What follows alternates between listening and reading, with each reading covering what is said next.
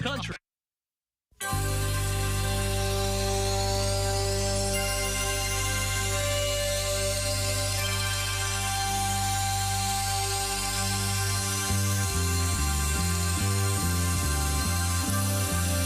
It's the Bob and Tom Show. Joining us in the studio, comedian Tim Wilson is here. Tim, how's your Uncle BS doing? Anything new going on with him? Well, he's doing pretty good. He's famous for his stories, I know. Well, you know, you get that relative in your family that lies like a dog. Everybody's got that guy. Sure they Not just once in a while, I'm talking about all the time. You know, my family's name was Benford Smith Wilson. Kind of got slept at the YMCA a lot alone. You know, had one of them white shirts, and you could see the white tank top T-shirt under it. You know what I'm talking about? You know the guy I'm talking about. That's a good look. Immaculate 55 Impala, or 65 Impala. You know. But anyway, you walk up to him and, Uncle B.S., where were you August 6, 1945? August 6, 1945. Let me think a second. Fertilizer salesman, Hiroshima, Japan. Sharing a bamboo duplex with a diesel fuel distributor and a hibachi cook from Kobe Steakhouse. Stacking 40-pound bags of ammonium nitrate barefooted, sniffing diesel fumes up to my ass and geisha girls, Ginzu knives, and all the tempura shrimp you could eat. We're headed to some sumo wrestling matches in Tokyo. I look up in the rearview mirror of the Toyota and seen a big-ass splash. I said, damn, Mookie, did you leave the stove on? Uncle B.S., where were you in the summer of 1956? Summer of 56, city bus driver, Montgomery, Alabama. Wrestling the steering wheel, trying to get a 14-year-old to turn Elvis down so I can figure out how many black people I can squeeze on and still have room up front for the white folk. Best-looking woman in North America crawls on my bus. Peroxide hair, legs up to her hind end, 40D cup, staring me right square in the eye. I'm hoping she'll sit in the third seat from the front, my eyeballing seat.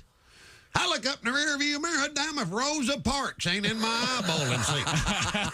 I can sit here and look at Rosa for the next 15 miles or get her to get up and give Miss Nude Alabama her seat.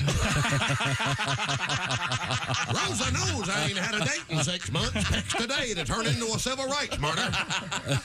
Just goes to show every time I see a good-looking woman, somebody makes a federal case out of it. The amazing Tim Wilson. Good morning. Miss Nude Alabama. In my eyeballing seat. Hello. The Bob and Tom Show starts now. You're going to try that, huh? How is it hitting with you like 3 days in? Anybody at all? Yeah, I like it. You like it? Yeah. But you have a tendency to abandon these things. I do. I have a tendency I forget what to the last lots of stuff. What was the last one? Sportsosaurus Rex. That was wild. No, there was one after that. How about you? How about you? How Yeah. about you? Yeah, I hated that one. I'm glad that one. In my defense, I've kind of forgotten about How About You until you just said it right this second. Yeah. You stole that one. What am I supposed to do here? Intro. Hello. Christy Lee at the Silac News Desk. Hello. Christy looks like a an interior house painter. Yes. Yeah, that dressed is in white from head to toe. We got a ladder. House painter. We're going to work on the ceiling today, so I'm wearing white, head to toe. You look like you're on a committee where you're the only person that's not a gay man, and you and the fellas have a lot of fun. Okay.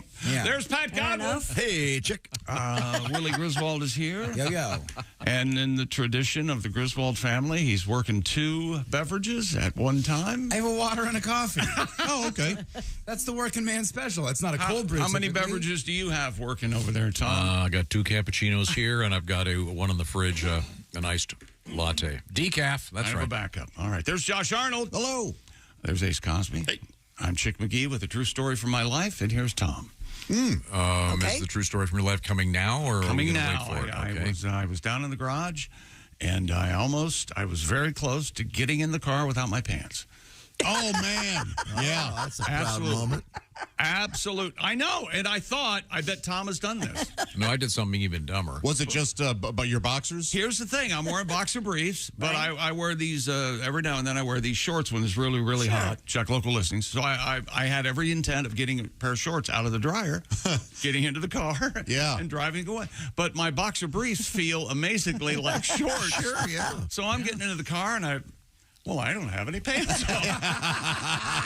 Did you notice you didn't have your wallet? I keep my wallet elsewhere. I don't really keep it in my pants. Not very often at all. Huh. Yeah, it was easy. I'm surprised I'm here with my pants, actually. Well, we're pleased. Well, thank you. A couple weeks ago, I did this one. Went to the gym, and I was distracted and on the phone, speakerphone in the locker room. What? Okay. You were on speakerphone in the locker room? Christy goes to that gym. When I go, there's no one there. There was no one in the locker room but me. Is there anything better than going like a movie theater when we can go like middle There of the day? was no one there. The Anyway, gym is so gorgeous. I'm distracted. So I'm getting dressed and I'm tying my shoes because I had to switch shoes. I'm putting on the shoes I have to wear. Got my shoes all tied, double knots. Start to walk out and Double realize. knots. What are you, 10? I'm with you. Yeah, you did say it like you're Double knot your shoes, Tommy. I'm a double knotter. Right now, double knots right there. Yeah, shoelaces are too long. You know what? I'm making fun, but I do it too. So I got them double knotted, and I realized I haven't put my pants on. Then you got to take your shoes back You off. did the whole thing, but no pants. No, I had underwear on, but then you got to go and you got to. Take your shoes off to get your pants on. Yeah. Sometimes you can just force it. It takes like 5 minutes. Oh, but That's true. That's it's like the thing. pulling the string through a hoodie when it's gone. You got to really kind of work the shoe and the pants around it, but you can Right. do it. I didn't make it clear. Yeah, I'm sorry. I was on my way out. And So you I- didn't have pants on. No, I had my underwear on. Right. But I went to you got to pull them over the shoes. And you have the tidy whities, not the boxer briefs, right? They're black. Oh, tidy blackies, I guess. They're briefs. Don't though. show us. Everyone believes you. No, I want to look. Yeah. There he is. Oh, yeah. Want to go deep? Yeah. And what do you do with No. that? Has that waistband been a bad boy? Yeah. Oh, yeah. Let me see that. Yeah. He's a little smack. Yeah. Smack it, Tom. These are the kind of things we do. You just get forgetful. And while Christy getting never dressed. asked my question when earlier this morning. I'm And not painting. I can ask you guys. What? I asked you and Tom, did you ever catch anyone masturbating? Oh. And Tom said, oh, yes. Just immediately. And it wasn't one of his sons, by the way. No, not that. College roommates. Yeah, college roommates, I There's no one specify which of the 9. Yeah. Yeah, I did. It was a roommate. My best friend, we had an apartment together, and I left and I forgot something and came back in. And before I could even notice what he was doing, he had a blanket over him. He was in the living room. The living room. Yeah. The living room. That's where the DVD player was. Do you remember what was on the DVD player? No, but as I walked in, he goes, well, you caught me. You caught me. Like he fessed up immediately because he figured, hey, I'm not getting out of this. Right. But We have some I really audio. wouldn't have known, though. Oh, look at that. That is some nice film there. Does anyone know what this sound is I went other to, than us? yeah, we had film strips in school when I went. Although you missed the old film projector Do sound, you which- remember there was a difference between film and film strips? Yeah. Sure. Yeah. And the tone of beep, and you advance in a frame, and yeah. Oh, yeah. That was something. Now, coming up, we have interesting things from the world of sports. And yes, I have, You say by so. the way. You have caught someone masturbating. I have to, yeah. Yeah. Was it a husband? Yeah. And I bet he didn't hear the end of that. Oh, my gosh. And it was the first one, too. So, I was young and didn't really know what that was about. What's the old Because I can't stand you. What's the what's the old poem? Young, dumb, and dodging. No, wait a minute. That's in it. I thought it It's was almost a full haiku. of. Yeah. Josh, did you make your buddy feel bad about it? Did you make fun of him a little bit? No, in fact, I was like, I am sorry, man. I forgot this thing. I had to get it. It's embarrassing. I still Yeah. want to know what the psychological principle is when we, as gentlemen, totally deny it and lie about it, and we've never done that when we're up to a certain age, and then we totally own it. Oh, yeah, I do that all the time, or Josh, whenever I can. Did you also use the living room for your Yeah. for your work? Sure. Well, that's Yeah, where the yeah. DVD player was. Yeah. You're not going with memories. And then I eventually got a VCR DVD combo for my room. Nice. Yeah. Nice. Yeah. So you could play the golden oldies. Oh, yeah. Yeah. Did you have any adult material on VHS? I did. Only like 2 or 3 or something they'd kind of been passed around or whatever and then ended with me because I didn't pay it forward. Oh, this one's good. I'm keeping it.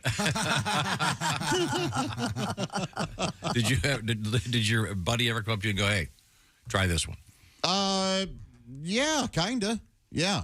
We would have like, dude, I got this one. You need to see this. And That's we would a special kind of pass friend. them back. And I've said this before, one of the things I miss about the old days of being able to go to the Blockbuster, there was a guy there that knew me and the kids, and he'd go, hey, this... a sommelier, if you will. Yeah, but he'd buy, and I'm holding the new Disney film for you. I know your kids will like. Uh-huh. But they had a similar thing at the porno place you went to? Oh. With the guy, well, hey, Josh, this just came in. No, that didn't happen there. He wasn't aware of that? No, some of my buddies who were in the, dude, you got to see this, claimed that they never masturbated to them. What? Yeah.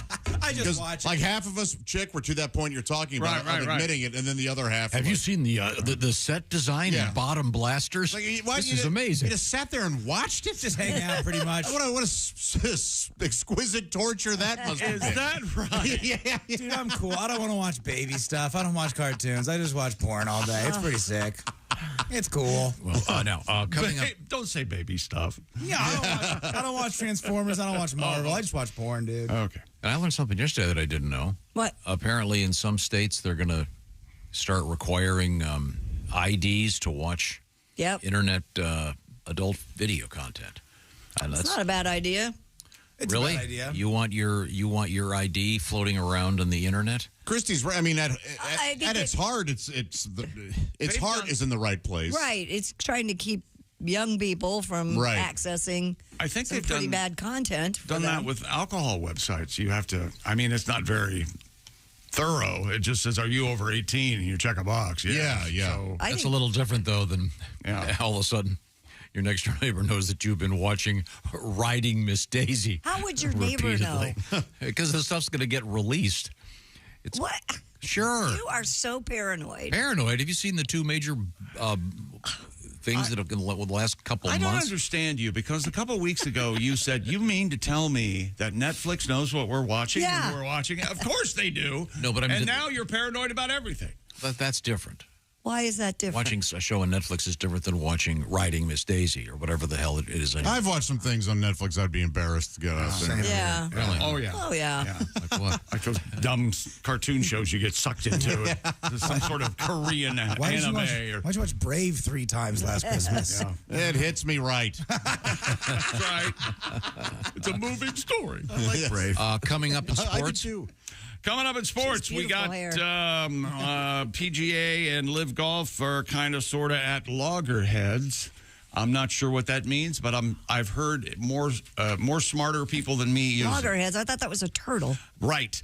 And the Pistons have said, you're fired. And he said, can do, boss. Monty Williams is no longer the head coach of the Pistons. Oh, showed him the door, did But they? he could care less because he still has some cash, Tom. I'll tell you all about it.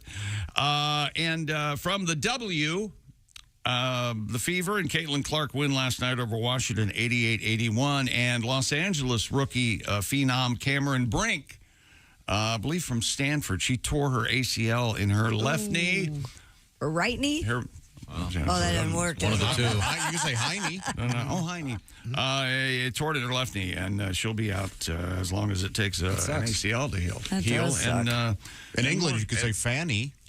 You could. oh yeah, That means Virginia. How come it, and how'd that get? more Willie Mays. How did stuff. that get reversed here in America? I don't know. Fanny? Yeah, it's always been Fanny in England. Because that's what it's Fanny Hill, right? That's the No, but name of Fanny the in naughty the book. Fanny in the USA means backside. Sure. We go opposite. They're red, blue. They drive on the left. We drive on the right. Yeah, Fanny. Seems reasonable. Now, also coming up, we'll review some of the things we learned yesterday. A huge update in the news I'm very excited about. Is that right? It involves Pringles cans. Oh, God, yeah. Please, please, yeah. Oh, I please. just got sick. It's My not stomach got putting sick. Yep, it's that one. poop in a Pringles can. Yep, Is that the story? yep. There's an update. There's a legit. There's an update. There is It a is legit legit. update. He's not making that up. Okay. Been waiting for this alert for months. Oh, I've had it on my Google alerts for this clown. Let me give you an alert about home security. My buddies at Simply Safe, the design it yourself, do it yourself home security system. Simply Safe advanced home security that puts you first, helps Keep your compound safe each and every day with multi-camera, high-definition inside and out cameras, allowing me to keep an eye on things and check on my dogs when I'm not at home with my Simply Safe app. Simply Safe offers 24/7 monitoring. It's accessible to all. Low upfront costs and monitoring plans start at less than $1 a day. You can install the system yourself. Certainly, I've done it. It's very easy. Or you can have a pro do it if you're tentative about it. There's no contract and comes with a 60-day money-back guarantee. And by partnering with Simply Safe, I've finally gotten real peace of mind. Let's say I'm on vacation. I want to check my house. Boom, right there on the app with the high-definition cameras. And you can have Simply Safe, too. Get an exclusive 20% off any new Simply Safe system when you sign up for Fast Protect monitoring. Just visit simplysafetom.com. That's simplysafetom.com. And remember, there's no safe like Simply Safe. Thank you very much, Chick McGee. Coming up, interesting stuff in the world of sports. Happy summer solstice day. Oh, yeah. 4:50 Eastern, I think. That's right. Exactly, like that. Chick. And a good-looking moon this morning. Yeah. Strawberry moon, I believe. That's exactly. You're right again, Strawberry Chick. moon, Tom. Okay. Yeah. And we've got Mr. Potato Head news. So what could be wrong with today? Nothing. This is the Bob and Tom Show. I'd like to do a little song for you if you don't mind. Oh, a cappella, go ahead. You sure? I got my thing here, and I'm going to...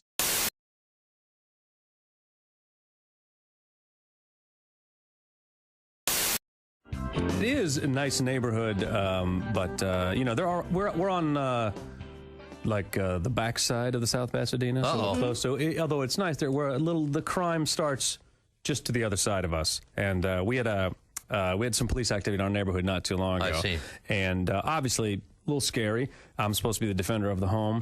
Currently, with a vitamin D deficiency, it does take a little bit of the edge off your confidence. Yeah. Well, if someone breaks in your house, when your first concern is not the burglar, but did he leave the front door open so a strong wind could snap you like peanut brittle? Sure, I understand. But a buddy of mine, someone broke into his house, and he did not react the way he thought he was going to. What did he do? Well, what he did was he hid.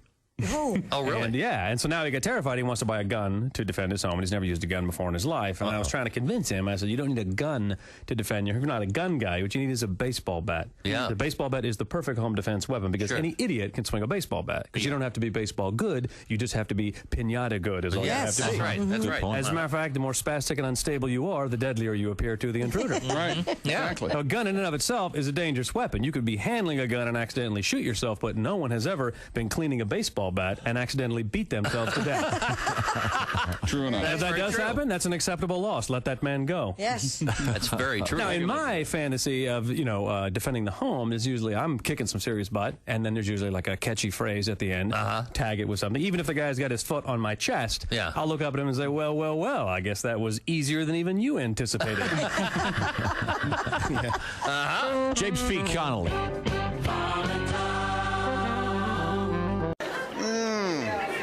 It's literally just water. Mouth it. Mouth it? Has that been throwing you guys off? Like, I've been told that when I drink out of bottles that I really, wrap my whole mouth around them or whatever.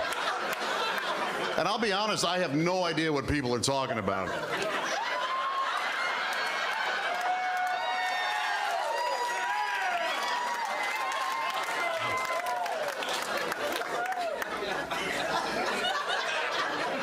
How we doing, fellas?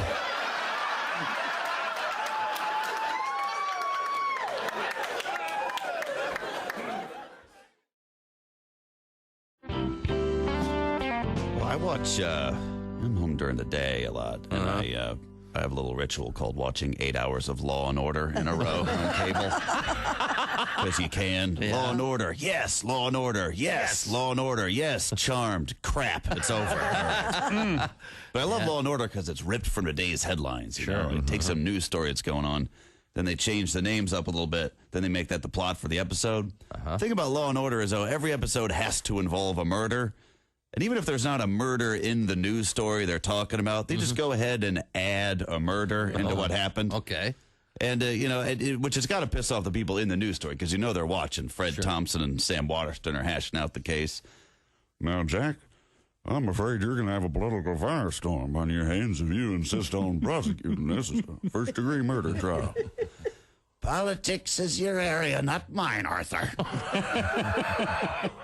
It's my job to convince a jury that the governor of New York was caught with a high-priced call girl and then murdered her. You know, Elliot Spitzer is sitting home saying, whoa, whoa, whoa, whoa, I didn't murder her, all right? Everyone knows you're talking about me here. You're not fooling anyone with this Elliot Bitzer character. Yeah. He should sue Law and Order, which would be an episode of CSI New York. Yes. I don't know how realistic it works.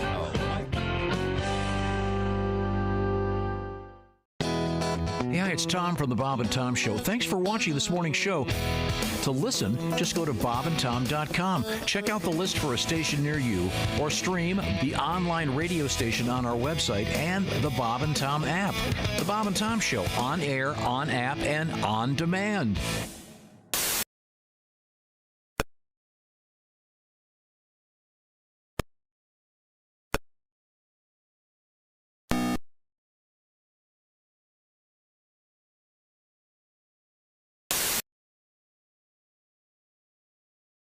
Tom, Olympic moment in history. Hey, this is Henry Phillips, and you're listening to Bob and Tom Radio. Bob and Tom, 24/7. Time now for the guy who would rather watch the Masters than have sex. Come to bed, lover boy. Boy, have I got plans for you. Sure, sweetie. I'll be there in a minute. I'm watching the Masters. Honey, how would you like to be the master tonight? Yeah, hold on. I want to see this guy tee off. Honey, if you come here, you can tee off my box. Wait. Oh, he just drove into the rough. Come on, baby. I want you to drive it in rough. Oh, wow. He just hit his 9-wood in there stiff. Bring me your stiff 9-wood. Okay, he has an easy tap in from 1 foot. I'll be there in just a minute. Now, wait a Too minute. late. You can go tap yourself. This has been the guy who would rather watch the Masters than have sex. Hey, welcome back to the Bob and Tom Show. Pat Godwin in the performance room. Hello. I saw you holding your guitar. I was tuning that son of a gun. You are a rock star. Really? You got a song for us? He's going to songs. Hey, Pat's in tune, Tom. For once. Willie Griswold, Pat. Did I say Godwin already? Got that. Yeah. There's Christy and Spent John. half my life tuning, the other half playing out of tune. That's all of it. I'm Chick. Hello, Tom. Hello. It's great to be here. We have a lot to review. Another great moment from Tom Griswold. Are you ready? Oh, look at this. Context. But you looking at boobs. Large. That's all you need. Oh, look at this. There we go. Why would you want to add context? The context can only be damning.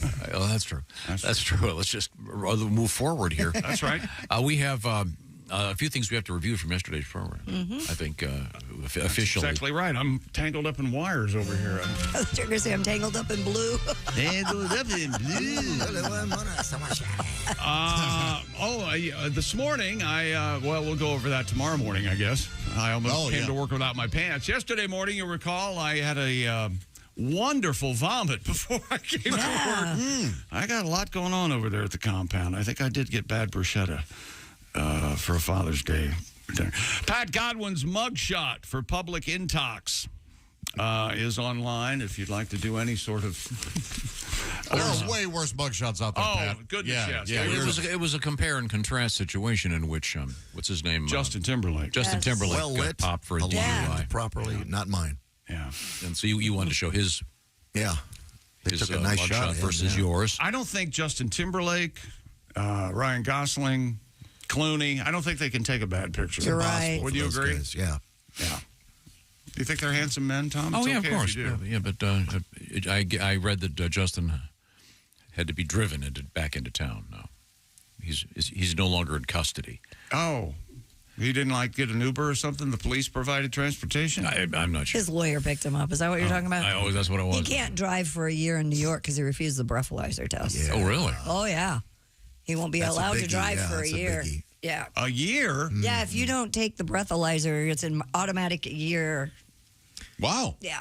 I wonder if he was even aware of that. He failed all the touch your nose stuff. So. Am I the only one that sounds kind of unconstitutional? Something's... No, the guy's no. If you're refusing to cooperate, you're just be honest. You wouldn't. No, I hate him. So that's Justin Timberlake ruined radio for 2 years with his little stunt at the Super Bowl. We had to pull half of our stuff off the air. Thanks, Justin. What if you were totally sober and you decided not to blow the breathalyzer? And that's absolutely possible. Yeah, sure. Mm-hmm. You went, hey, no, why? There's no reason for me to blow that thing. No, they're still a year. Yeah, There is something depending wrong on with the that state, but yeah.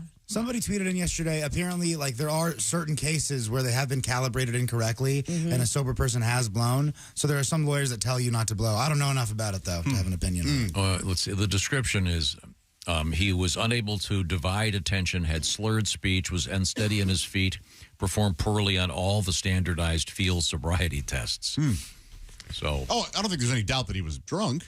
I don't think I could do some of the sobriety tests sober. You stand on one foot and you go. ABC's backwards? Who am I, Bruce Lee? What? What the hell? What am I on Broadway? Plus, officer, I'm way drunk.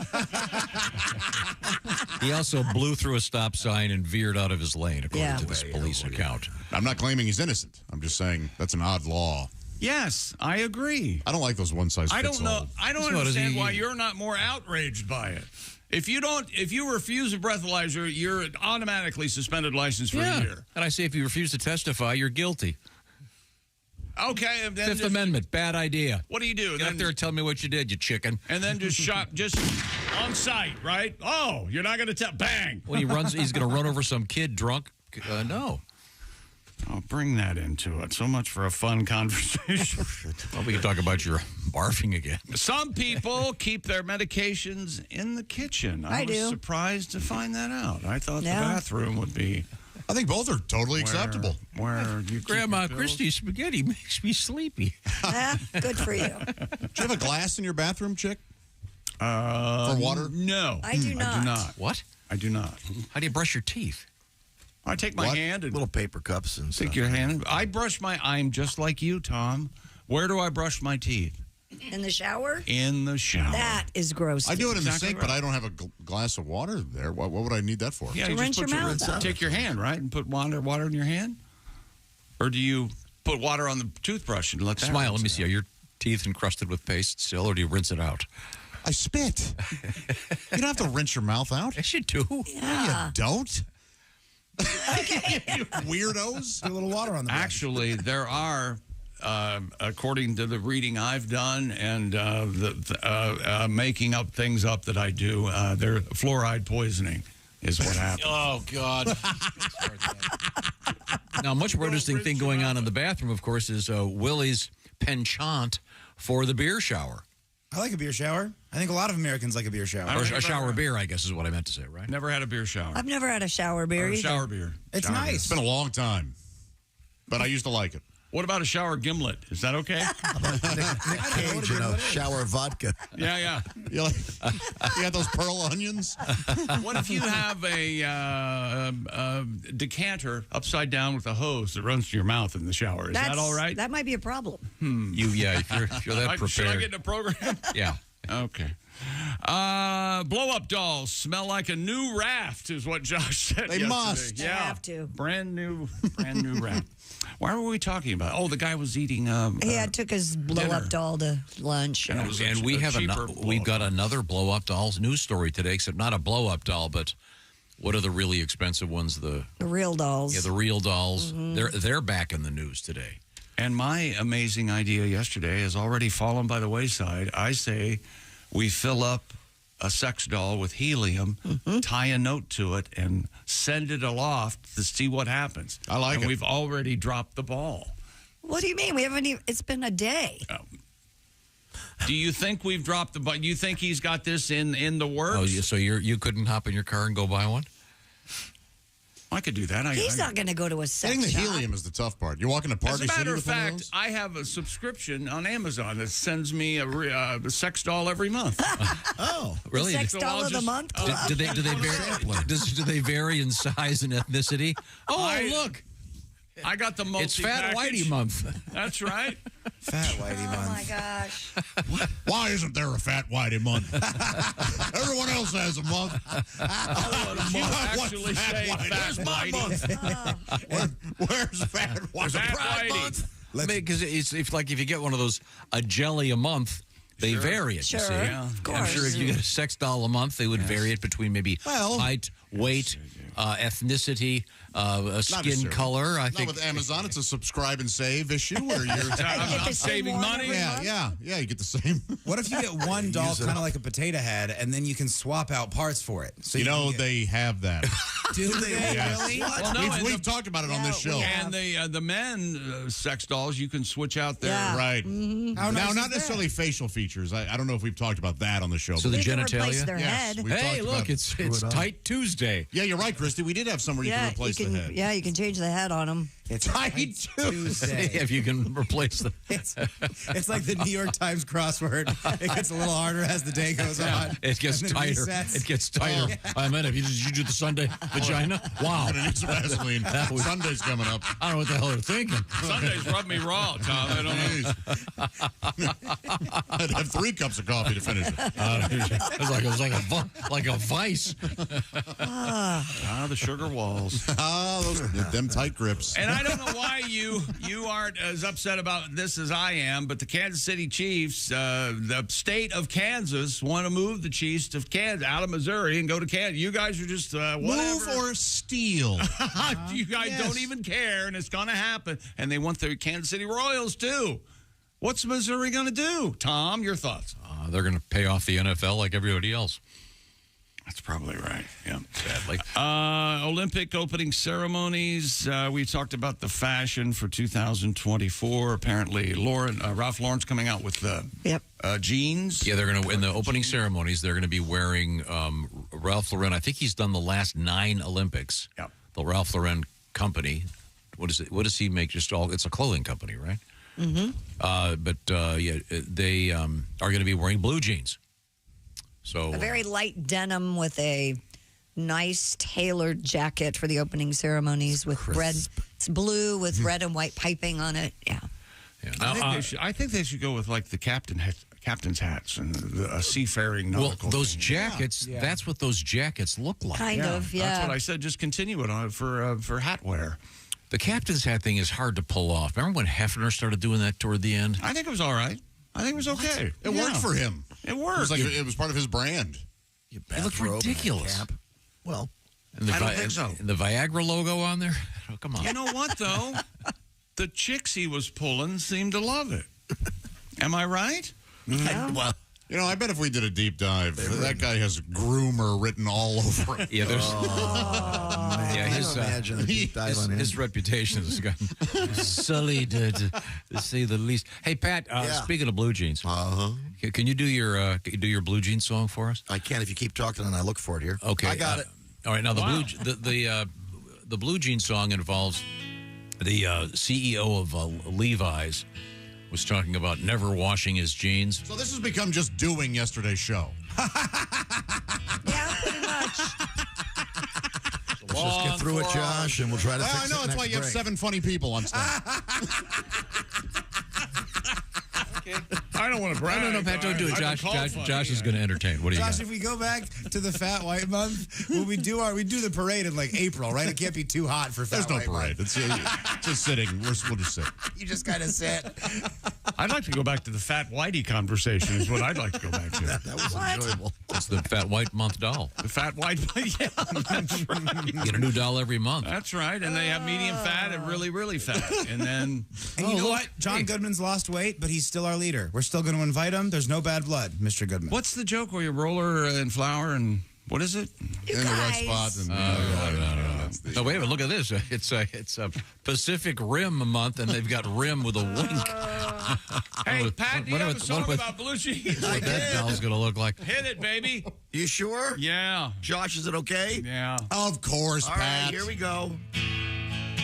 Levi's boss says when he spills some tomato sauce.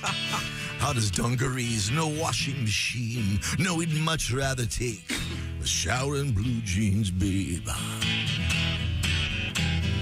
denim unwashed. You keep wearing them till they gather moss. But I'd rather have them fresh and clean. You look like an idiot. Take a shower in blue jeans,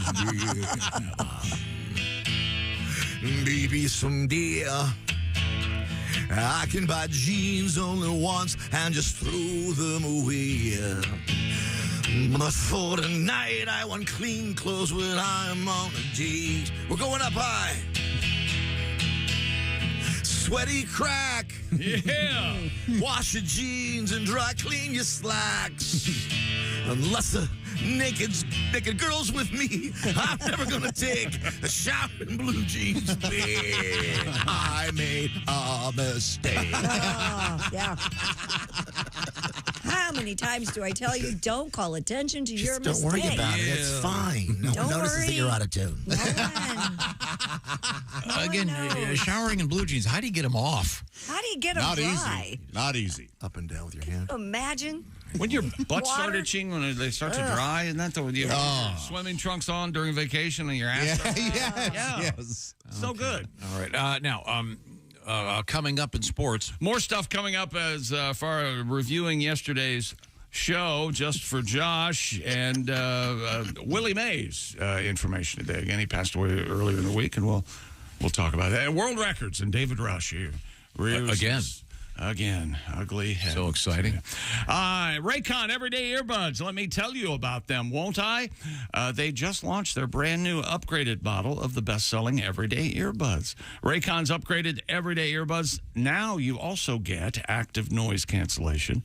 Those gel tips have been improved with an even more ergonomic design for that perfect fit. And Raycon's multi-point connectivity, that's just what it sounds like, lets you pair with two devices at once. Plus, of course, Raycons have always had the quick charge function, and they're weatherproof.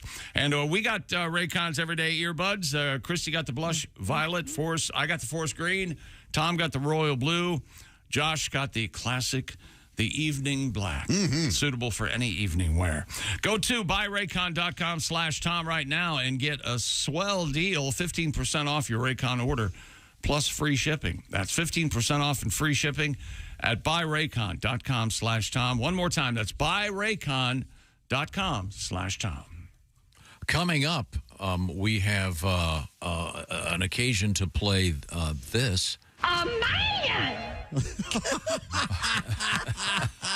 Well, I believe that's a foghorn leg. Yes, it is. We'll find out why we're playing that. This is the Bob and Tom Show. Reach us toll free at 1-888-BOB-TOM-1 or at bobandtom.com.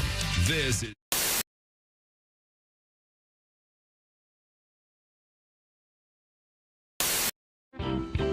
I'm not a stripper person. I don't go to strip clubs. No, I don't. I just. I know. They come to you, right? Well, kind of. So how I'm dating a stripper, I don't understand how that happened. And what happened was I met her outside of the situation. She's getting a little older to be that, and she said she was a writer. I met her at a social event. She goes, "I'm a writer," and I'm like, "Well, that's interesting. What do you write about?" She goes, "Well, I write about sex work, being a dominatrix, and stripping." And I'm like, "Why do you write about that?" She goes, "Well, that's what I do." Oh. So somehow or another, I just held on to writer. And fascinating writer.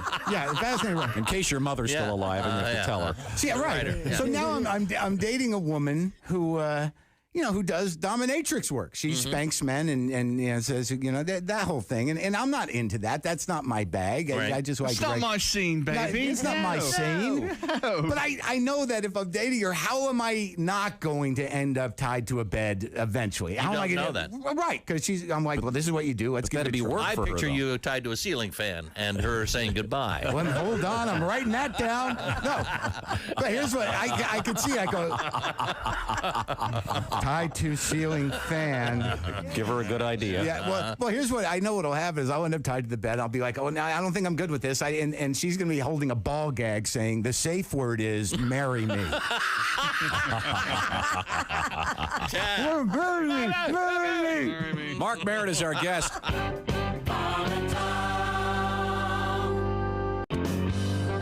You ever put your nuts on an anthill? No.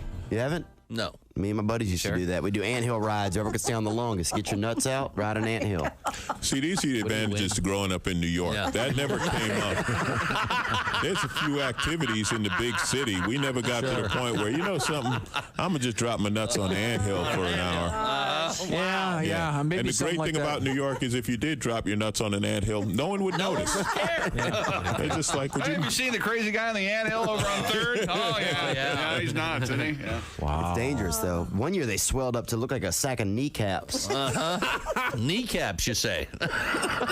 Nice. We play gay chicken. You ever play this? Gate chicken? Probably not. Gay chicken. Oh, gay chicken. Hold on. Have you ever asked that question and got a yes? Yeah. Oh, yeah, gay chicken, yeah.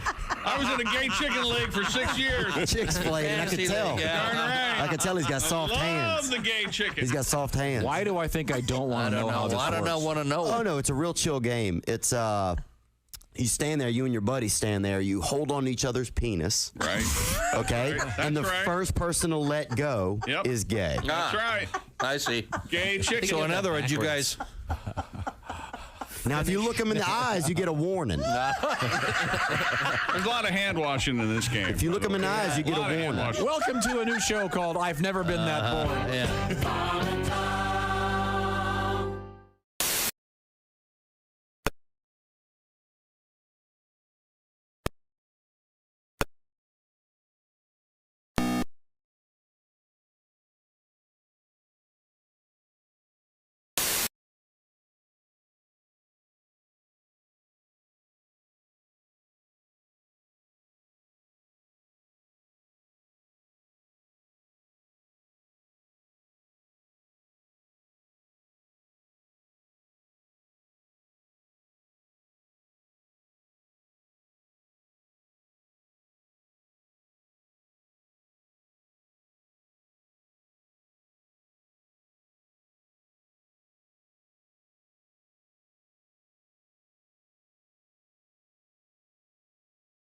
Good. Now, Josh, what's a feature of Bob and Tom VIP? Wait a minute. Well, the live 5-camera video stream of the show, plus a podcast of the show and comedy from the Bob and Tom archives. Excellent. Chick, what do you have to say for yourself? Become a Bob and Tom VIP now. Just go to bobandtom.com/VIP. See, that was worth the wait, wasn't it?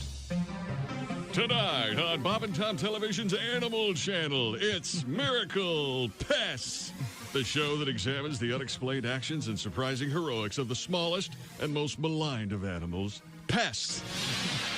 We'll take you to Kokomo, Indiana, and we'll meet Roger Mondor and find out how termites ate through his floor, causing him to fall into his basement just before a tornado devastated his home.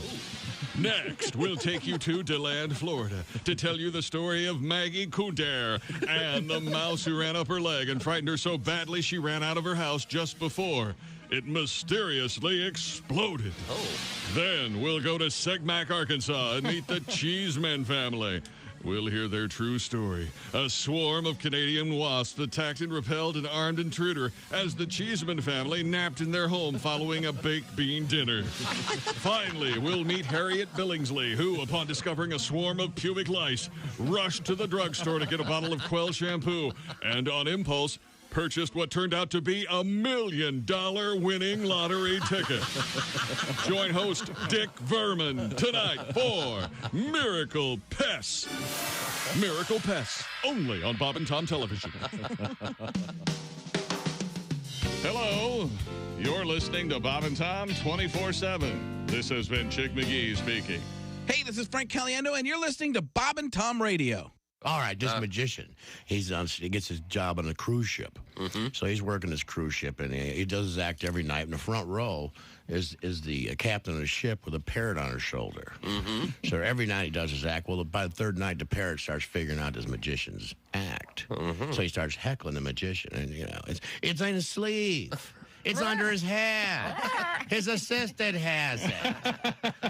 So that night, they hit an iceberg, and the ship goes down. The magician wakes up floating on a piece of driftwood, and the parrot is sitting on the end of the driftwood, and they stare at each other for 2 days and don't say a word. They just look at each other all mad. Finally, the bird goes, I give. Where's the boat?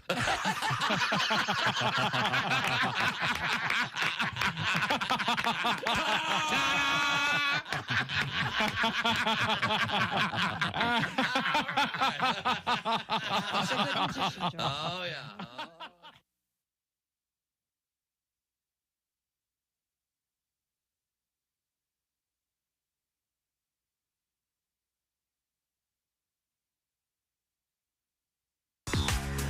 Hey, welcome back to the Bob and Tom Show. Big time Thursday morning. Is everybody ready for the weekend? Oh, no, we were. Yeah. Kind of relaxing this weekend. We had a busy weekend last weekend. We spent entirely too much time with each other, breaking all of my rules as far as being a part of this show. You were a jet setter last weekend, man. You never stopped. Oh, yeah. I was out all over. Yeah. In several states. Yes, I was. Look at you. I'm very important. You are. And then right back to the And you know what? You wore it well. I don't it down. No, I wasn't well. No. Oh, what? You didn't seem like an ounce of. I said you wore it well. I wore it well. You didn't seem like you had an ounce of jet lag. Maybe that's why I had some problems and almost came in this morning without my pants. Do you think that might have been a problem? How was the Up the People concert? Was that good? Up with People was amazing. Those kids. They're new kids now, right? Those kids. Enthusiastic. Oh, my goodness. Just. And they leave it all on stage. And hot. And the production values. Crazy joke. Insane joke. As a matter of fact, there are two 18-year-olds that are married. And they're lovely people. Oh, that's nice. They're thinking of adopting. I was in something called Peace Child. I mean, when we kind of an up with people thing? Yeah, it was like a different version of that. Peace Child? Yeah. Really? We sang about. That sounds like something your generation would have come up with. Yeah. Peace Child getting older. yeah, I know. What kind of, the Peace Child. Did you do a lot of like folk songs? Yeah, it was a lot of like. You don't stop the war, we'll keep singing this awful song. yeah. It was some production. We held hands and sang about how great everybody in the world is. Did you audition for it? Where'd you guys meet up? Grade school. It was a grade school like production.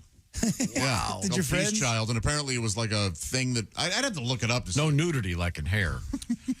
No. So what year of it's called hairless? This wasn't the year of the Vietnam War, certainly. That was just mid-'80s. Yeah. You know all the turmoil in the mid-'80s. Boy. Nostalgia. Boy, it would be. Yeah, what were we mad about? Bernie Getz? The subway. We need better quality cocaine. Right. Peace Child. Yeah. Peace Child. Remember the big deal was, you probably know, but it was a big deal that hair had nudity. Right. Yeah. Right. But hairless, that's. That would be so. How many? Today's version of hair. The actors and actresses are complaining that they have to grow it back. Like you see an actor with a bad haircut. Oh, I'm doing it for a movie. And they say, "How come you've got pubic hair?" I'm auditioning for the hair on Broadway. Telling you, pubic hair is coming back. I've never seen hair. Have you guys? No. Yes. Yeah. Yeah. You saw it right there, like a dork in your face. Yeah. Oh yeah. Not the whole part. Did you want to see it, Pat? Yeah, my dad took me. Which was nakeder? Hair or O Calcutta? O Calcutta was a bunch of skits. That was okay. That was pretty rough. Oh, that was naked. Were they like vaudevillian sort of skits or?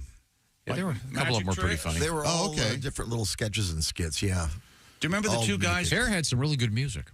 Yeah, I liked it. Some really good songs. They Let the Sunshine In? Yeah. Remember the puppetry of the penis? Hair. Those two guys from Australia. They came out in capes and took the capes off and totally naked. That was like a viable show out there, making money for a while. Yeah. The puppetry of the penis. Sure. Did you go see that, Tom? No, I've seen a couple clips. Are they clipped? I think they both were clipped. Oh, were they? Yeah. Have we? Wait a minute. What was the makeup of the Peace? What was it? Peace Train? Yeah, what'd you wear? Peace Child. Peace Child was like we six wore girls and 6 boys. It was way more than that. Wow. It was a lot. Like maybe the whole. I don't know. There were like 20 of us or something, and it felt like. And we were all wearing the same sweatshirt that said Peace Child. And I think this just keeps getting better and better. Yeah, and had like some kind of, the world with like little stick figure kids holding hands all the way around, that kind of thing. Yeah. And apparently this was like running concurrently across the world. Children everywhere were doing it. With other like Peace We Child. Are the World. Right. Yeah, it was something. Was it like during the We Are the World thing? After. Was it yes. Was it the? Hands Across America thing? It seemed like it was something like that. How did that end up? I forget. I don't remember. There were several breaks in the line. What year was that?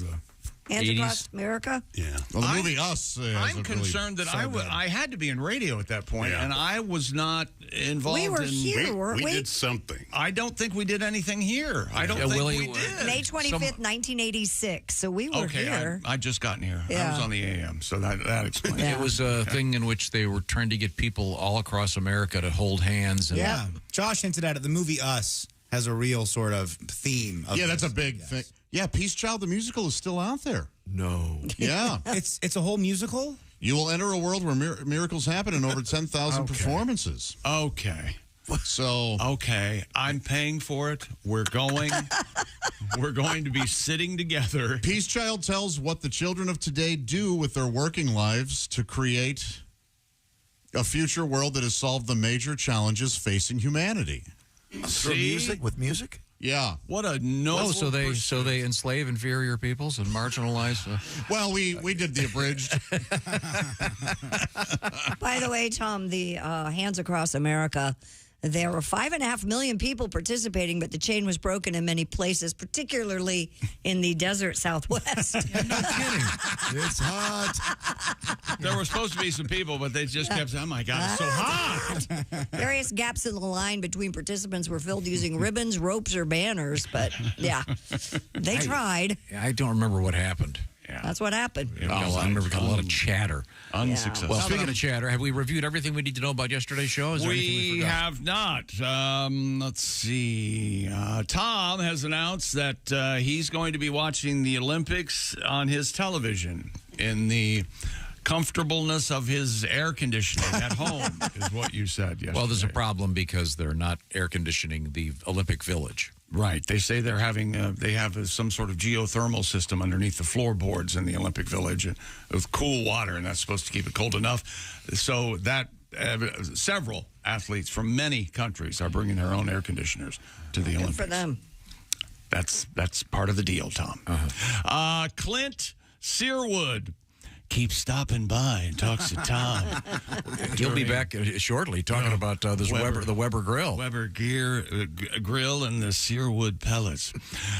Tom's dad's name was Herbert. Yeah. Is that I thought it was Bruce. Well, he didn't go by his first name. He didn't like it. I hate learning real things about my family on this show. You didn't know that? No, why is that the first time I'm hearing that? It's Yeah, you should have known that. That was your grandpa. That should have been told to you. Well, I think so crazy. It's so crazy. Not to bring up something that's a little sensitive, but your grandmother also passed away, and you really didn't tell me for 2 months. That's not exactly the truth. That's exactly. I was at camp. I wanted to go visit That's Nana a tough one. after camp, and I go, "Hey, before I go to Boulder, I'm going to drive to Cleveland to visit Nana." And you said you can't. She's been dead for a month. That's exactly. He didn't want to ruin your camp. He didn't want to ruin his summer. Well, I wanted to go to the funeral. Well, no, the funeral was later. At least he didn't close your schmozer. At least he didn't add this after the comment. I want to have a character named Closure Schmozer. yeah. He refuses to. Wanted to go to the funeral. Perhaps we should. No, well, never mind. We that have, needs to be talked about. What just happened? Okay, where are we? I said yesterday's show was a mess. I remember that. It's great. Tom made a declaration. Also, he shoots heroin into his ball sack. I don't remember. That was kidding. You were kidding? Yeah, oh, well, that's good. Well, of course. Shoot it into my eyeball. Well, these pictures aren't kidding. I'll tell you that. We relived eyeball. We relived one more time the concert, the comedy show in Osceola, Iowa. We did on Friday night, where Tom came out on stage, said hello, and followed it up with, "Does anyone have any physical anomalies?" Basically, birth defects. I was making fun of. The joke was, somewhat meta. The joke was about coming out on stage and doing the standard crap that everybody does. Sure. But I'd shake everybody up a little bit. Shake him up. Hey, is anybody here from Florida? And does anybody drive far? The only guy. Anybody have any physical anomalies? You're throwing him a curveball. The only guy we could come up with was the sideburns guy. Yeah. And he wrote us a nice letter, Paul. He did write us a nice letter. His Well, name who was in the crowd would have gone, oh, I do? Nobody's going to do that. Well, see, that's the whole joke. I mean, Did the crowd get it? next time I do it, someone probably is going to go, yes, I have 6 toes. Let me see. There was a lot of looks from the crowd that said, what the hell is going on? Got to keep them on their toes. Yeah. All 6 of them on one foot. Coming up, we have interesting news from the world of sports. That's right. We have marijuana meets the world of professional sports, actually, legally. Mr. Potato Head news, a Pringles update. Is that a corpse, or are you just glad to see me? And news about barf bags. It's all happening here. This is the Bob and Tom Show. Add to or continue the conversation.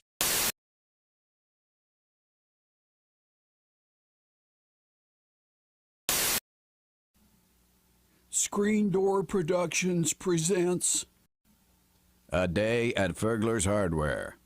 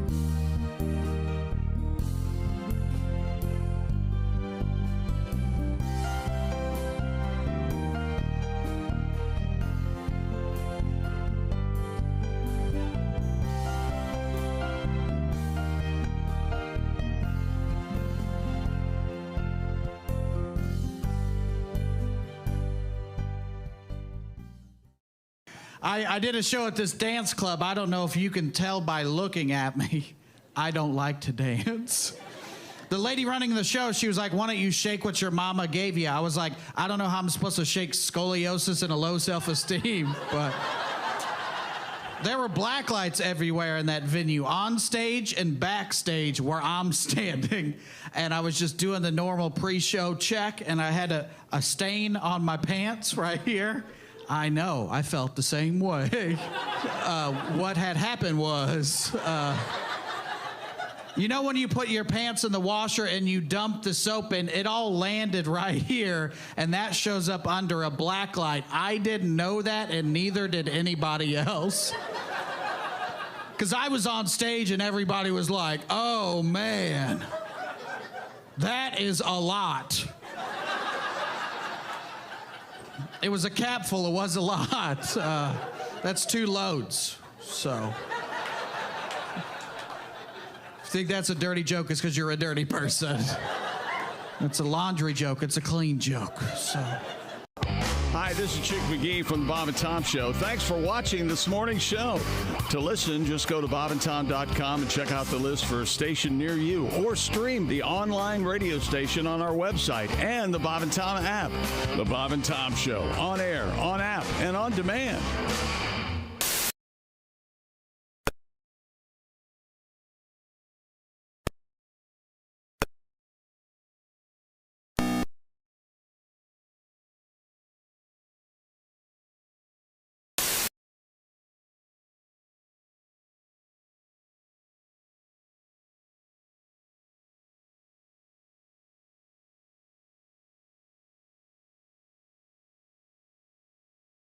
Hey, Bobcat, and he throws them to me, and I catch them, and I go, thanks, Mean Joe. I knew that was coming. And he goes, what? Yeah! I'm like going, oh, man, that's one of my best riffs ever. Falling on his deaf Gaelic ears, yeah. Essential Morning Radio. All day and all night. You might as well shoot me when the beer runs out. Bob and Tom Radio.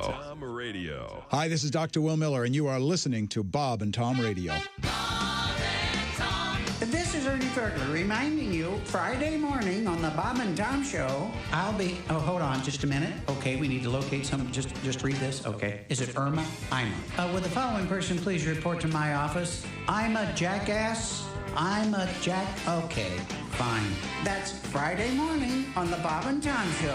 Bob and Tom! The Bob and Tom Show. Friday morning, 6 a.m. Eastern. Worldwide on bobandtom.com. Hey, got a question. What's that? How can I listen to Bob's? Welcome back to the Bob and Tom Show. Christy Lee at the Silac News Desk. Hello, There's Chick. Pat Godwin. Hey, Chick. In the performance room. Hello. There's Willie Griswold. Chickster. Josh Arnold's here. Hey, Chick. Reliving his days of Peace Child, was it? Yes. Yeah. Oh, yeah. There's Ace Cosby. Hey. Not in Peace Child. I'm Chick McGee. I wasn't either, and here's Tom Griswold. Thank you very much. Coming up, July 4th, just around the corner. Yep. And July 5th will be coming up shortly after that. And July 5th and 6th, Willie G. and Colin Unger are going to be at the Skyline Comedy Club in Appleton, Wisconsin. All right. Right, you are. Check out some live comedy with Willie G. and Colin. Right now, we turn to the sports page with Chick McGee. Well, we're still going over a couple of things from yesterday's show this morning. First of all, the last two things involve Allie Breen. Okay. She checked in on Zoom from LaGuardia Airport with her sexy time letters, and Tom felt it absolutely necessary to tell Allie that he loves tan lines. And he said it, I don't know, 4 times, 5 times.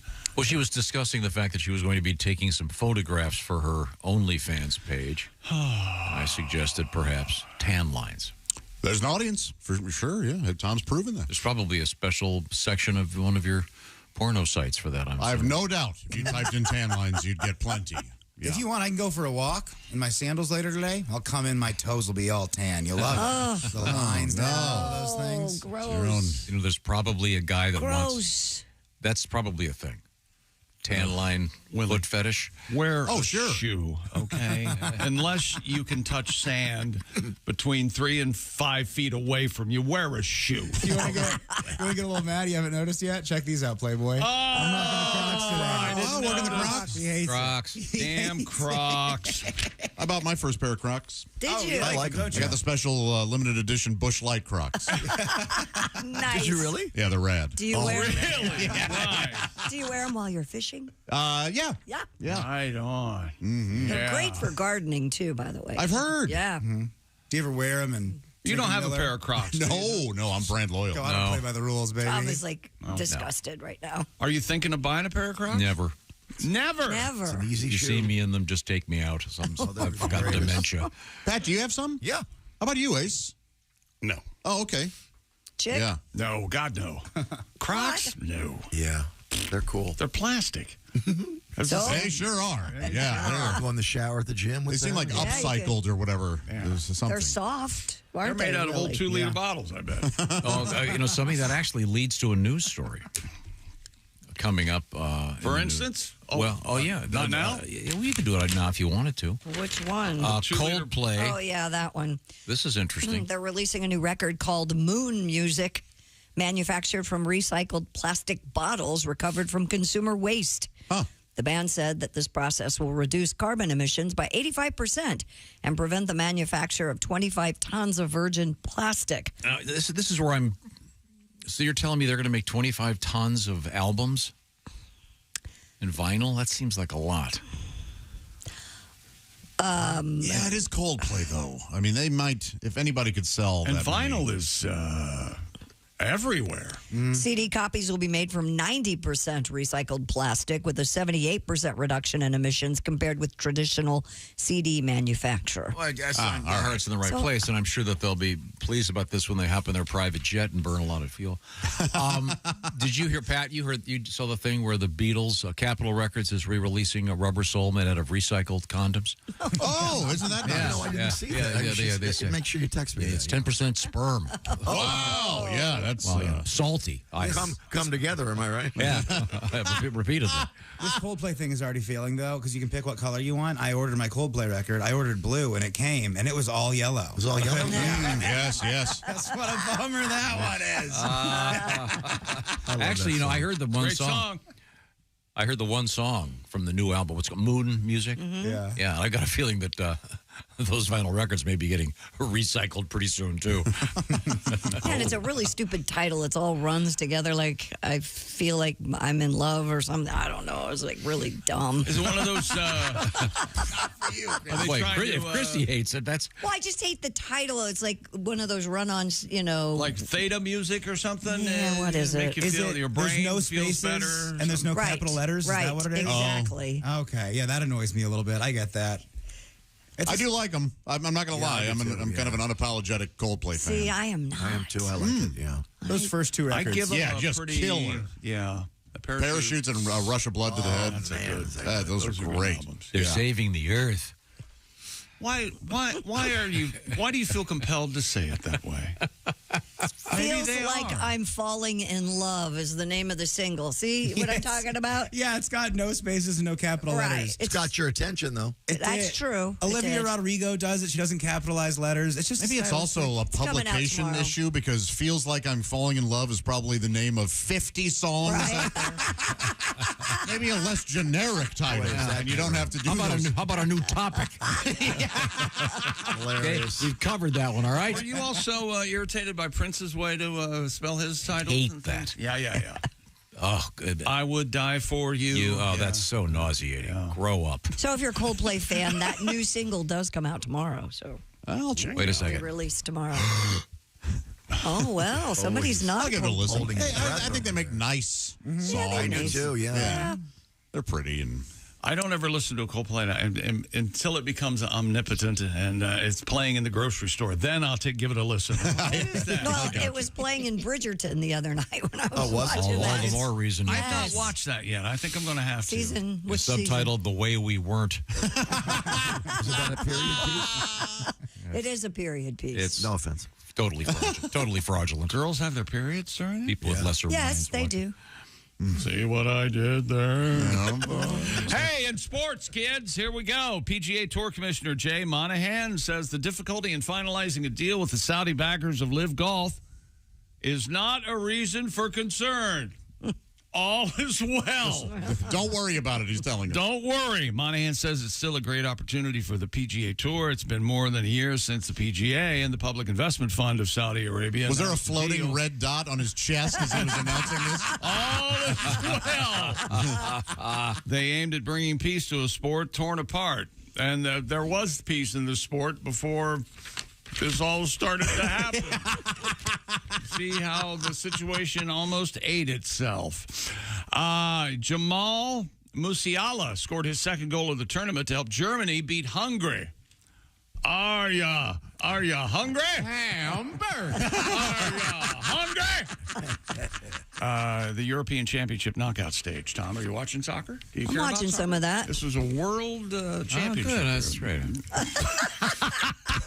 The Detroit Pistons have fired coach Monty Williams after just one season that ended with an NBA worst 14-68. The Pistons last season was the first in what was Monty's 6-year, listen to me now, $78.5 million contract for Williams. Yeah. One at the time that was the richest ever given to an NBA coach. There is a buyout, and they're going to give him $70 million. He gets $70 million. Yes. To step down. There's so much money out there. Wow. Are you all man enough to take it? That's what he gets. The man don't come on the lot unless he wants to buy. So wait a second. So they won 14 games, right? So how $70 million over 14 games. That's And he how- gets to keep all that money. He keeps So for $70 each million. game they won, He could have kept, if he stayed, there was $8 million on the table. Now he only gets $70 million of it. Oh, my that guy's got a good lawyer, huh? That's something else. He's going to make so much I always money. thought he was a great coach. I'm going to choke to death on it. I can't wait to stuff my mouth full of dollar bills. That'd be great. Put quarters up your ass. Until I just every orifice can't breathe. Right, $100 bills. Just tape pennies to the other side of your penis. Rolls of Kennedy halves. Los Angeles Sparks keistered and rookie Cameron Brink tore the ACL in her left knee. A 79-70 loss last night, the Sparks to the Connecticut Sun. Brink played just 4 minutes and committed a foul before getting hurt. However, a rumor now is Brink was a member of the 3-on-3 Olympic basketball team for the ladies, and this opens up a roster spot, and guess who is being talked about taking that slot? But I heard there's some technical reason they can't do that. Just read that. I think that there's nothing that we can't overcome together and with the help of Peace Child. Yeah. We could get Caitlin Clark somehow on the I was on their website. I'm fairly embarrassed that I was ever a part of it. Well, I was forced to be, wasn't I? Oh, yeah, you were. That's right. We're doing Peace Child. This is the singing thing Did your you did. parents as a make kid. you do it? No, the school. The school said we're putting on Peace Child. Remember the songs? I don't, but I'm sure they were just cringeworthy. Let the sun shine. I'm sure That's hair. It was probably lovely. Peace Child could sing Hair. It's probably lovely. It's a different play. For Dad and Peace Child's not a play. It's a singing Peace group. Child the musical. Yeah, It's a play. Well, they could add some performed songs. by 10,000 kids. Something, and they really take a lot of responsibility for some. What is it good for? Absolutely nothing. Say it again. And that's a good one. Okay, right now it's time to bring back our buddy. I'm talking about, of course, Clint Searwood. Oh, Clint. The spokesman for Weber Grill. Good morning, everyone. I'm Clint Searwood. Hey, Clint. Yeah. Fill the grill and fire up the party. Get the Weber Searwood pellet grill. You can smoke, you can roast, you can sear on that beautiful Weber Searwood pellet grill. That's right, you can do it all on the same grill. Are there 5 hot dogs on the grill or 6? In all the confusion, I forgot. Go from low and slow on the smoke boost mode at 180 degrees all the way to high heat sear at 600 degrees. It's got a full great sear zone so you can put more food on the flame. And the food's going to look as good as it tastes with the Weber Grill. Of course, this is a beauty. It's hot in 15 minutes. Cleanup is easy. You'll cook on 2 levels at the same time so you can make enough for everybody at your party. You can add a heavy-duty rotisserie or rust-resistant griddle insert. Get fired up right now.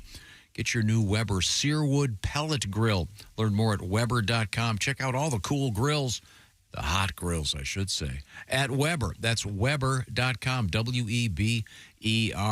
Coming up, we have brain stimulation may be curing heartbreak. Aww. Plus, we have barf bags in the news and Pringles can back in the news, the Pringles guy. This is the Bob and Tom Show. Hey, Chicky.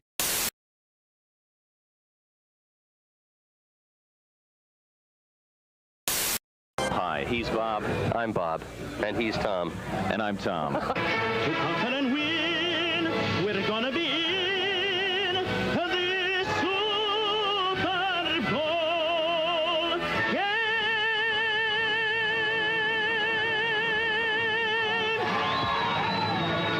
Incredible.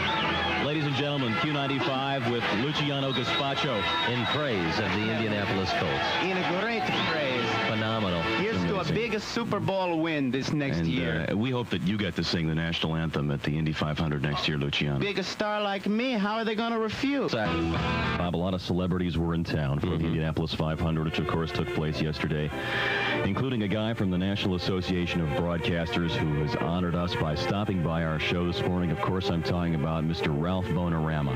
Hey, guys. I just want to let you know that I really respect what you're doing here. I think it's a shame that more kids can't watch your show. Oh, it's on radio. Well, never mind, man. You may wonder about the Hoosier Dome, they call it. Now, when the Colts moved here, they were considering changing their names to the Trojans. Then we were going to rename this place the Condome. This guy walks into a psychiatrist. Yeah. He says, I feel like I'm a dog. Really? Yeah. The psychiatrist says, how long have you felt this way? He says, ever since I was a puppy. Go by. All right, it's a Helium Monday, so we should do this properly. Okay. You ready to sing along with it? Mm-hmm. Oh, that feels good. Here we go. Ba-doom, ba-doom, bum, ba-doom, bum, bum, ba-doom. It's Helium Monday. That's right. The high point of your week's arrived. Oh, yeah. It's Helium Monday with Bob and Tom. That's us, Bob and Tom. And by golly, is it by God, you can listen to In Minot. You can. To KIZZ-FM. Kiz. Lucky that doesn't start with a J. Stop it! That'd be one hell of a radio station. Stop it. We'll be coming right back. It's new Wax Off. Remove old wax and give your car a high gloss shine with Wax Off. Just jerk off the top and spray a smidgen on your vehicle and apply it with vigorous up and down motions. Dr. Ruth, he kept undressing me with his eyes. Dr. Ruth, can I get pregnant when a man undresses me with his eyes? Only if he's cockeyed.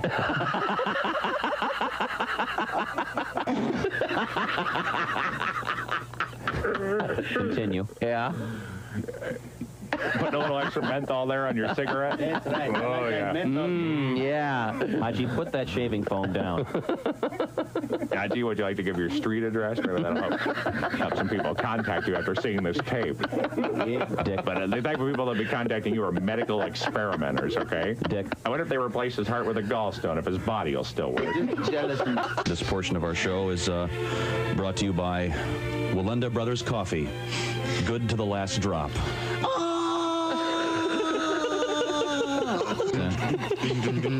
New law firm in the news today. Really? Yeah, 3 famous attorneys have formed a new law firm.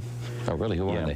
Gary Hart, Ted Kennedy, and Richard Nixon. What's it called? It's called Dickum, Dunkum, and Cheatham. I wish you wouldn't make fun of Gary Hart anymore. Why? The guy, I mean, he was 6 inches away of becoming president. You know what I mean? Keep it in your pants, Jimmy. Get on your knees and pray. And when you get a Woody, when you get home, then What are we talking about? Woody Hayes. Of course. So why do they have one of the main thoroughfares for people in that city? Why don't they build a little a tunnel or a bridge? Hey, what a great idea! Guy from USAC goes, golly, Earl, that might be a pretty good idea.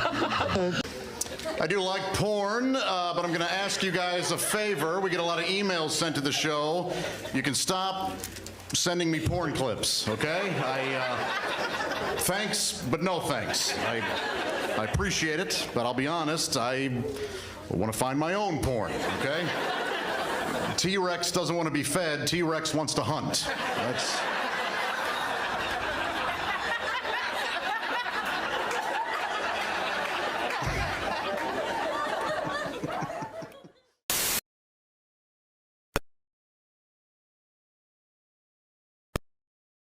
For me, it's simple.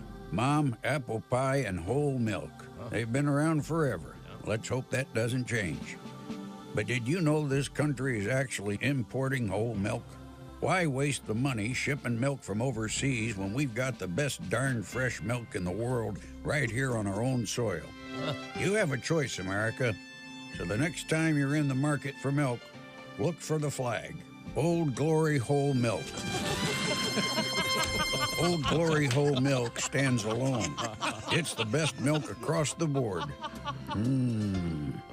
Hey, fellas, I'm long-time over-the-road trucker, Floyd Tucker.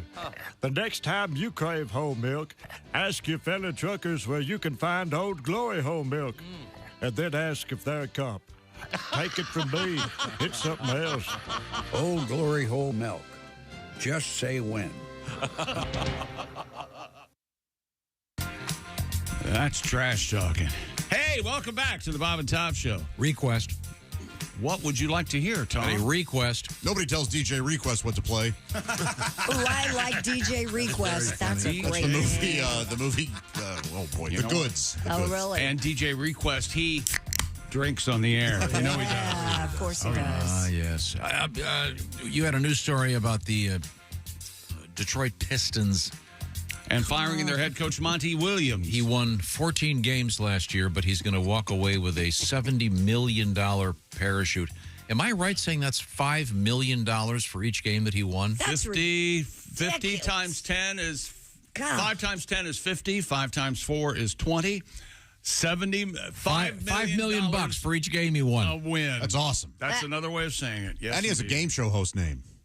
Monty Williams. Yes, he does. Oh, yeah. Well, now it's time to play Supermarket Hairnet. And here's Monty Williams. Well, in his honor, we have this request. Could you please play Tim Cavanaugh's classic song honoring the Detroit Pistons? And here we go. It's 30 seconds of bliss. The Detroit Pistons, former champs of basketball. I have so many souvenirs, it's hard to list them all. I have piston pants, I have piston shorts, I have piston beer mugs. Sometimes people don't even notice. I have piston ashtrays, I have piston shoes, I have piston basketballs. When I dribble, they do too. Little Timmy Cavanaugh, former teacher at a Catholic school. Yes. Well, we should hear from him later, too, because it's summer solstice. Doesn't he have a summer solstice? Is it the solstice? I thought he had an equinox. The equinox. I get I get confused. Which is the summer solstice? What does that mean? That's today. Today, longest day. What does it mean? Equinox is more equal. Equinox is when the days 12 and 12, days and nights are the same length. More or less. Yep. Yes. And what is it when they're the same temperature? Oh, hell. Okay, good. That would be, now, check local listings. Caitlin Clark's popularity is not slowing down. The Indiana Fever rookie put up a team-high 23 points, 9 assists in Sunday's win over the Chicago Sky. Third win in a row, ladies and gentlemen. The most-watched NBA W game on any network in 23 years. Wow. An average of 2.25 million people tuned into CBS to watch the rematch between Clark and Chicago's Angel. Yeah, they are. Reese. It's like the There you new. go. It's the new rivalry. Oh, okay. Is there bad blood there? Oh, yeah. It's kind of like Magic and Bird. Angel beat Caitlin in the championship last year. So it's kind of like... Oh, gotcha. Yeah. Like Magic and Michigan State. There's also kind of a professional wrestling quality to it. Oh, yeah. Like a, no, seriously. You mean like a dramatic... Right, and they're a little rough on her, and they're... And that's probably smart. I mean, if you look at it from the big picture to get, There's a lot of ink going on out there about this. People are getting all upset about it. And they're actually paying attention. And sometimes the old phrase, there's no such thing as bad publicity. Well, I hope people are enjoying So, someone takes a cheap shot at her and slugs her in the face and knocks her to the thing. Yeah, maybe they should call the penalty. I don't know. Did you see the one a couple days ago? Yeah, that's what we're talking She about. keeps getting hit in the head. I'm not sure how that is part of it. I don't know how that's I don't know anything about this. What the league will do if she gets injured, though. So I apologize if Wait I'm a minute, at... what'd you say? What will the league do if she gets injured? What will the league do? If they're hitting her so much. Well, yeah, they're going to have to start calling the penalties. It's basketball, though. It's fouls. Doris Burke made a point during the finals. DB! PJ Washington kind of slammed someone down. Yeah. And Doris Burke goes, man, if that happened to Caitlin Clark, we'd be talking about it for a whole week. This happens in basketball. There's a lot of people that have never watched women's basketball. There is certainly a lot of that. But the one the other day, wasn't even close to being near the ball. It was a punch to the head. Yeah, if I ever have questions about it, it's not because I feel like I have an opinion to share. It's because I legitimately don't know the answers to I don't either. But Okay. No, I'm just saying there is a quality that's of the bad publicity that's probably a good thing. But it's like a bandwagon thing. In the same way that annoying guys would go up to girls being like, hey, name 5 Metallica songs if she's wearing a Metallica shirt. Just when these people that all of a sudden have opinions about the WNBA, it's like, okay, name 5 players that aren't Caitlin Clark. You don't care about this product. Dude, what are those guys doing? Exactly. Don't you walk up and go, you're wearing a Metallica? That is so hot. Don't you just go, man, how rad, you're wearing a Metallica shirt. Not, can you tell me master a puppet? You want to sleep with the Sandman? Right here. I'm going to embarrass this girl. Then she'll want to sleep with me. That'll work. What? Let's take a moment for, ladies and gentlemen,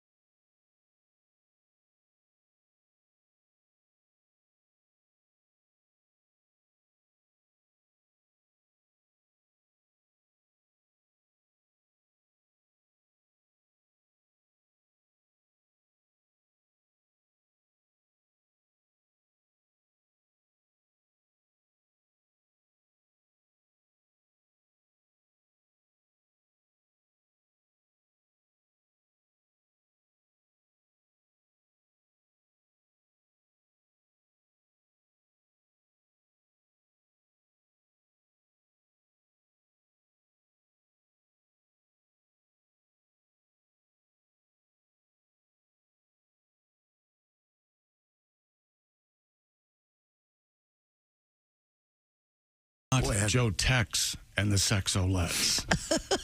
It was Discotex and the Sexolettes. Oh, sorry. Monty Rock the Third. Joe Tex has nothing to do with the Sexolettes. The song seems to be kind of sexy.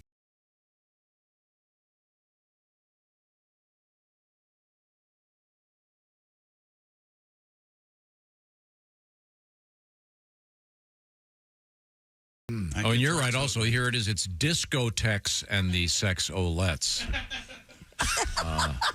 Did you think he was lying? And their big song, "I Wanna Dance With You." I don't think that's their big song. Discotex and the Sexolettes and Monty Rock the Third was a disco song. It says here they're 2 disco hits: "Get Dancin' and I Wanna Dance With You." Get Dancin' was the big hit. You. Get Dancin' was the far bigger hit. Yeah. The Sexolettes. Get dancing. Sorry, I brought it up. Oh, you didn't like that song? You mean you don't want to hear Get Dancing? You did it now. He's going to resign now. As soon as Monty Rock the Third gets back from the bathroom, maybe we'll hear that. All right. Well, I'm sorry.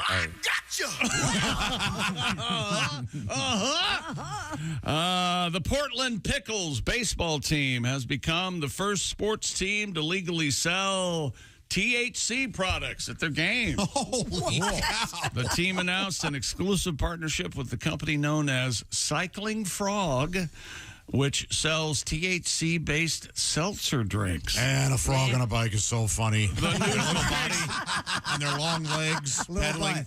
Remember when Kermit the Frog rode a bike and we were amazed. I still don't know how they did it. Yeah. The new drinks at Walker Stadium contain 2 milligrams of THC and 4 milligrams of CBG per can and are available in passion fruit and lemon flavors. Fans must be at least 21 years of age to purchase one of these. Doesn't the Portland pickle sound like a sex move? Give her the Portland pickle. She won't be sitting down for a week. Give her the dry Portland pickle. Oh, well, you can't go dry. That's the problem. He loves that. He likes dry. Yeah. And he also likes unlubricated. He'll tell you that. It implies they're being forcible. Oh, my. Yeah. So they're serving marijuana in effect at the games. It used to Why be. not? It used to be a thing. Yeah. Now it's Are they going to do bong night? Hey, we got the Portland Pickle logo bong tonight. I don't know why not. It's Why wouldn't they? It's like anything. It's just like alcohol. Right. You know, be responsible. To me, it seems like a big deal. Oh, my God. the name See, of the baseball. I was waiting for Josh to realize what a bad joke that was. A big dill. Pat, it's a pickle place. I know. Portland pickles. Dill, pickles. Jesus, what's wrong with you guys? Don't you want to be better? No. I want. That's amazing to me. That's so funny. It's 2 to 4 milligrams. That's not going to freak you out. No. It's a small amount. But enough to get you buzzed? Yeah, for All right. sure. The seventh inning. What are they? Not the stretch. Get up, Earl, for God's sake, get up. I think he's Seventh dead. inning sandwich is what it would be. Yeah, the munchies kick in. Seventh inning munchies. Oh, they should. Like then come up Yeah. with weird sandwiches like peanut butter and meatloaf or something. That sounds pretty good. What is the science behind getting the munchies? Willie, do you know? I have no idea. I think it's weed is fat soluble. So I know with edibles you want to eat like something fatty. That way it'll kick in better. You'll get more high the more you eat. So I think that it's maybe more fun to be stoned when you're full. If that makes sense. Maybe. You know what I know about it? I know they're cool. I know they're cool and I like them and they're good before bed. All right. You eat $40 at Taco Bell, you get the best night of sleep you've ever had. That is true. That's absolutely true. Oh my God. Right around $40. Has anybody tried the Taco Bell Cheez-It deal? No. No, I mean, it's a giant Cheez-It. It has to be tried. It's the I Cheez-It- saw that on the menu, and I'm so curious. Is it It's a Cheez-It cracker that's, I'm going to say, how big? Like 6 inches by 6 inches Yeah, square? it's like a tostada, and they put stuff on it. I want to know, can you do it in a crunch wrap? If you can do it in a crunch wrap. I heard you can. Okay, yeah, then we're going to do it So- after this, I guess. Okay. We'll get one after this. I guess as soon as we can order food, we're going to do that. We like the Cheez-Its, so Love it. And we like the Taco Bell. This seems like a match made in heaven. And we like discotheques and the sexolettes.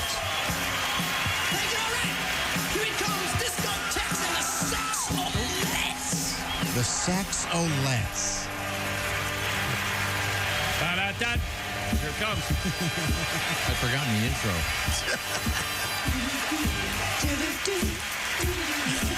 Yeah, they didn't always play the intro on the radio. It's so awful. Oh, it's live, huh? No. I think it is live. Oh, isn't it fake? Oh, it's Is it a probably fake live. live? Sounds real. The instruments. Yeah. Here comes the hook. I never knew what the song was. I've definitely heard it. Yeah. Get dancing. Maybe that's not the hit version. Do you know that there's a team called the Fort Wayne Tin Caps? Yeah. And that the fans wear big pots on their head? They should do pot night. Yeah, they should. Oh, because they have And then pots on their head? and then have Devo be their entertainment. I'll put it on my calendar. That's a good idea. There might be some arrests. The legality of doing, hey, it's marijuana night. That was also kind of a famous hobo trope. The guy wearing an old soup pan or whatever on his head. Yeah. You cook the beans in it, and Right, and also use it as a hat. yeah, wait for it to cool down. But it can't. That's the key. It won't keep the sun out of your eyes. No, it seems like it'd make your silly. head hotter. Yeah, very silly. Speaking of baseball, a mural honoring Baseball Hall of Famer Willie Mays has been unveiled in the new downtown Birmingham, Alabama. Mays passed away Tuesday at the age of 93. The mural depicts Say Hey Kid and his bevy of athletic accomplishments created by Chuck Stiles ahead of tonight's game between Mace's longtime team, the Giants, and the St. Louis Cardinals at historic Rickwood Field in Birmingham. This was scheduled a while ago, of course, as a tribute to the Negro Leagues. The game is where Mays began his career in 1948. Cardinals manager Oliver Marmol says the game becomes even more meaningful with Willie passing Satchel away. Paige. I think Roy Wood was at that game. Roy Wood was doing live reports on his Instagram. Yeah, it was pretty cool. It was very cool. He had an interview with one of the guys from the Indianapolis Clowns. I never knew this. They were considered like the Globetrotters of that league. The Clowns were great. It is so cool and so interesting. I never heard anything about it. Make sure you catch the pregame. It starts at 5:30 on Fox, and the first pitch at 7. Cool. That's tonight. There you go. Yeah, Right, tonight. okay, Yeah. good. Very good. Yeah. And also, I'm not sure where this comes from other than the Stanley Cup, and I'm not sure when it was. The game was Friday. This past Friday? The Stanley Pup. Almost a week ago now. First Stanley Pup winner. East beat the West 7-5. The Stanley Pup, much like the Puppy Bowl. We forgot about this, didn't we? Yeah. I recorded it and watched it yesterday. I'm like, I was going to fast forward through it, but it was so cute. Oh, sure, yeah. So what is it? Dogs on ice? Are they on ice? Well, it looked like ice. It's supposed to look like ice. And there were toys all over there. And if the dog put the toy in, you got to go. So almost just like the Puppy Bowl. Yeah, and you can't fast forward cute. He's right. The funniest thing was the ref putting them in the penalty box. Sure. Yeah. Good boy. Why were they fighting? Why are they in the penalty box? Well, maybe they piddled. Haven't you ever... 2 minutes for sniffing. Oh, you can't do that. Yeah. There you go. Puppies It's a different like game. to play a little rough sometimes. They do. Yeah, they do. You can sniff in the 70s now. World record. The Broad Street Sniffers. Icing the butt. The Broad Street Sniffers. Yeah, A man from Northern Ireland has broken the Guinness World Record for the fastest time to assemble Mr. Potato Head. Whoa. That great? Isn't that great? Isn't that great? Now, didn't they once have a Mr. Potato Head famine? Couldn't get somewhat on the nose, the fact that it's in Ireland, isn't it? Yeah. Then And what's a 7-course Irish meal, a 7 Mr. Potato Heads or something? I don't know. I apologize to our Irish friends. They do not like jokes about the potato famine. Of course not. So they moved here.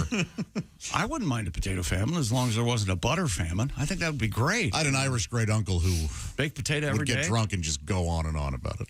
Really? Yes. He drink? That's surprising. Your thoughts, Pat? My thoughts are no one talks about the potato around me in the famine, even though there was fish in the sea right there, but we had a famine. The gentleman who broke the fastest time to assemble Mr. Potato Head, 20-year-old Declan McFerrin, successfully assembled... Oh, Bobby's boy. Mr. Don't worry, neat potatoes. They assembled Mr. Potato Head in 5.15 seconds. And there's no guidelines here as far as it with 2 eyes, a nose, yeah, a hat. Does that include glasses and mustache? Yeah, the pipe. Did you have to plug the arms in? Plug the arm. Yeah. Doesn't say anything Looks like a Picasso painting. Is he using the plastic or is he using a real It's potato? the plastic one, which doesn't count. What do you mean it doesn't count? That's Mr. the way it Potato Head. works. Oh, the whole point when Were you a kid when they had just a real potato? You got a real potato. That was part of the fun. No, it's not. Yeah. I never It's brown. You know, when you fruit stab flies. a potato, it bleeds, and that potato goo that comes out is unpleasant. Yeah. It's the standard plastic Mr. Potato Head. The 5.15 seconds shaved off 0.28 seconds from the previous record. Okay. So there you go. One more world record coming up. This kid's so happy. 20 years old. Yeah. Wow. So happy, so alone. Hey, it's Friday night. What are you doing, Declan? I'm going to be practicing with my Mr. Potato Head. Good night. You enjoy that. Yeah. You enjoy it, buddy. Yeah. We're going to try to get laid. But go ahead. We're going to the pub. Yeah. You want to fiddle with your potato, you go right ahead. Good night. Sounds like fun. Yeah. Now, what's coming up in sports? Another world record. Do you think when he was practicing, they'll see. They'll all see. He's got a list of names. Looks up at the Mrs. Potato Head poster on his wall. Gives it a kiss. Oh, God. Well, congratulations, sir. Also, coming up, we have an update on the Pringles pooper. He's back in the news, ladies and gentlemen. Can't We wait. just ignore him. Nope. We got to get him in here. No, we don't. No, we don't. We're Too cool. happy about us. We're good. This is the Bob and Tom Show. Thanks for listening to the Bob and Tom.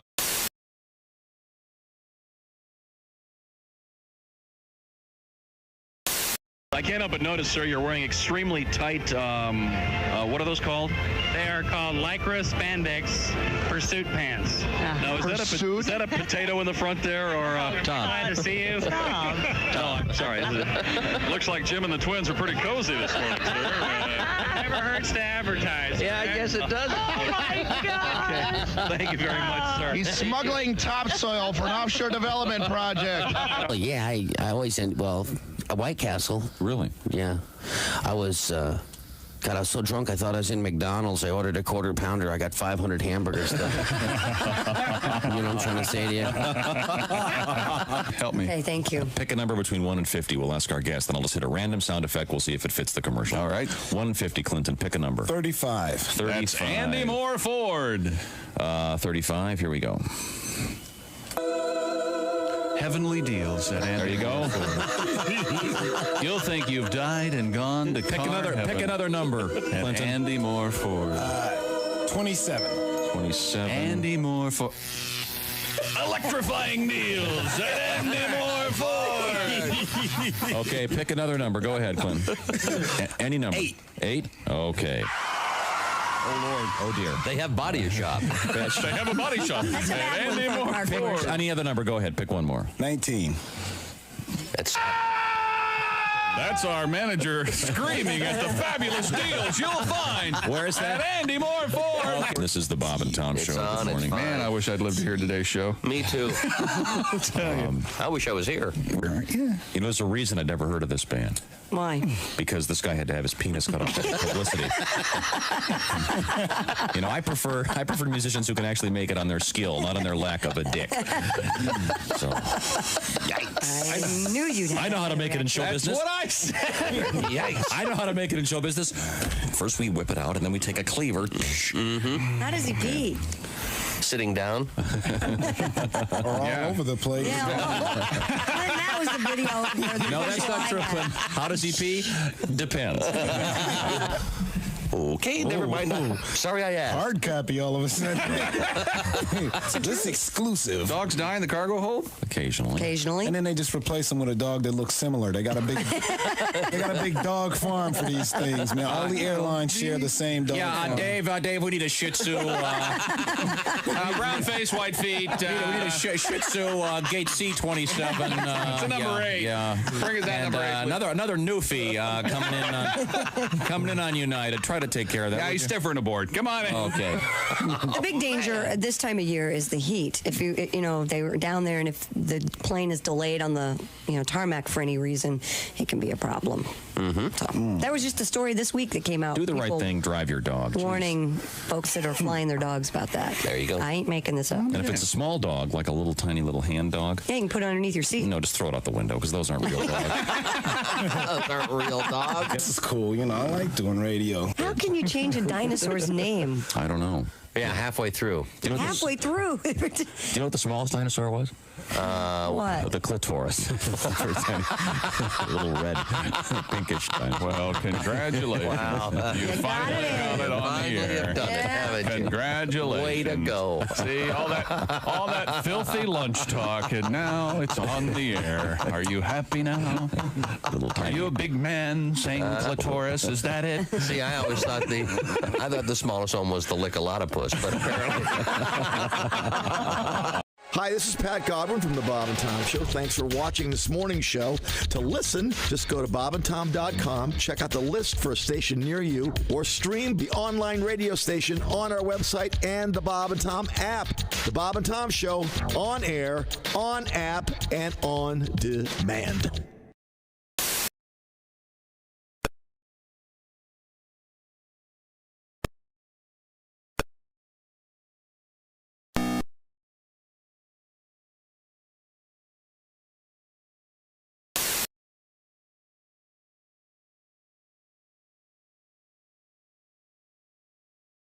Yesterday with one of my You're sons. going to be dead, honey. You won't know. I know, but the whole minivan thing, The bumper stickers on that'll be horrible. You know, my orphan child is an honor student.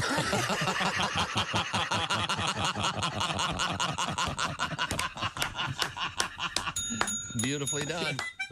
Scott Dunn, ladies. Good morning, sunshine. Bob and Tom Radio. Why do you have to get drunk to be an ass? Why do you have to get tight before you get loose? Why do you need a double before you get into trouble? Can't you get into trouble without an excuse? You want to get up and get out and get free and get crazy. But why do you have to start by getting stoned? 'Cause Pat, you don't have to get drunk to be an ass. You can be an ass on your own. What'd you do, dog? So I screwed up. You know how too many times I say the wrong thing? Yeah, right. Well, Kathy's into this mail order stuff again. Right. Yeah. She's into this big time. I came home the other day. There was a case of breast enlargement cream on the kitchen table. There was breast enlargement cream. Yeah, sitting right there on the table. I said, "What the hell is this for?" She said she rubs it on her breasts. They get bigger. I said, "Just use toilet paper. It's been working on your butt for 8 years." Oh, that was a beautiful. Hi, this is Nick Griffin, and you're listening to Bob and Tom Radio. Bud Light presents Real Men of Genius. Real men of genius. Today we salute the nationwide Everybody's Listening Bob and Tom Show. The nationwide everybody's listening Bob and Tom show. Bob, a brilliant man who is quietly perfecting a golf ball shaped like a woman's breast filled with beer. He fills his balls with Bud Light. Tom, his dark secret. He can actually see every germ around him, but he's not saying what's on whom. Let's keep it clean. He could have owned Vegas, the stock market, the greatest weatherman ever. Instead, Chick chose guessing sports scores. Chick's shoes in his mouth. So crack open an ice cold Bud Light and wish for Bob and Tom to share the perfect Christmas ho. Ho, ho, ho. That's a whole lot of hoes. Bud Light Beer, Anheuser-Busch, St. Louis, Missouri. Welcome back to the Bob and Tom Show. Christy and Josh and Pat and Willie and Jess Hooker joins us. And there's Ace Cosby. I'm Chick, and I wonder if Jess has heard this song. Tom, think I should play this?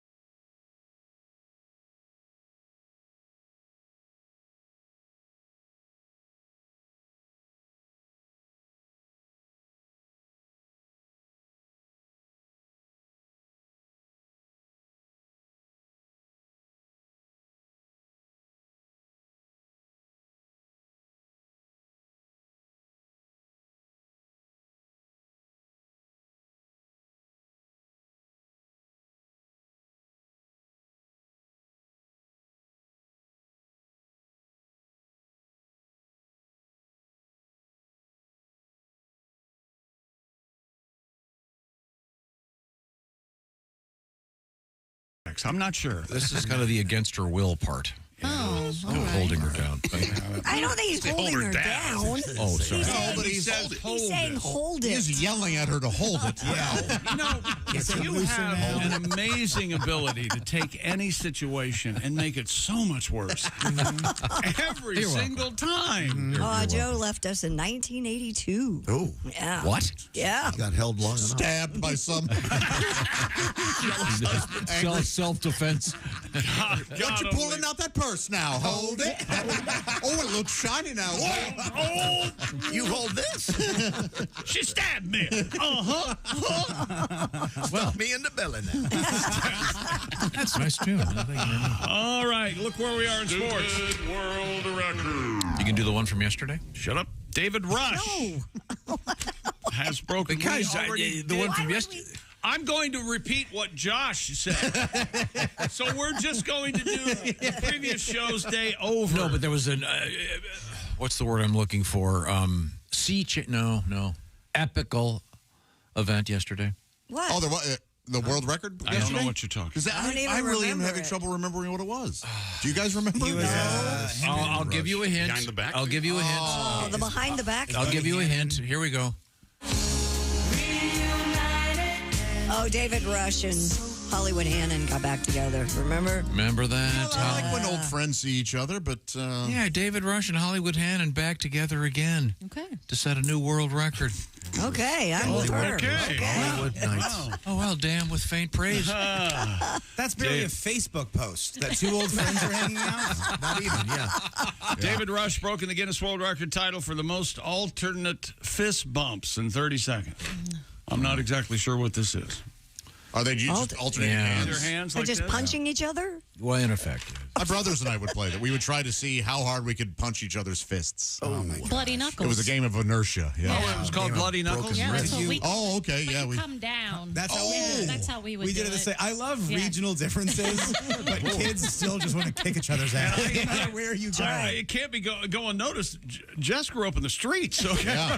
Jesus. We also did bloody knuckles where you put your knuckles down like this and someone would fling a quarter as fast as they could Yeah. at your knuckles and you would just be bloody and broken. That was a lunchtime game. all about Yeah. pain tolerance. Also, tendon pinchers. Tendon you just pinchers. go up behind somebody who isn't paying attention and pinch the out of their tendon, the back of their foot. On the back of their foot? Yeah. Their Achilles tendon? Yeah. Yowza. Or milk the mouse, where you Milk squeeze the their mouse. fingers. I have heard. Yeah, I milk the have heard mouse. milk the mouse, where you Yeah. take your little finger and And squeeze it as hard as you think. squeeze yeah. it. It's called milk a mouse. They should have children working to torture in the CIA. It should just be two 12-year-olds. You walk in there, rug burn. Oh, you ever have a cherry thumper where you stick your middle knuckle out on your fist and pound it? Oh, Bang, bang, bang. Oh, the pain was exquisite. purple something. In any event. Purple Herbie. Purple Herbie. Yeah. Purple Herbie. That on? He fist broke the record with Jonathan Hannon's son. Oh. Where's David's kid? Is this continuing this? David's got to hold the record. David's kid ran away. Imprinting. He's riding the rails. He doesn't know yet. Hasn't noticed. 273 bumps before increasing that total to 380 fist bumps in 30 seconds with Howie Mandel on America's Got Talent.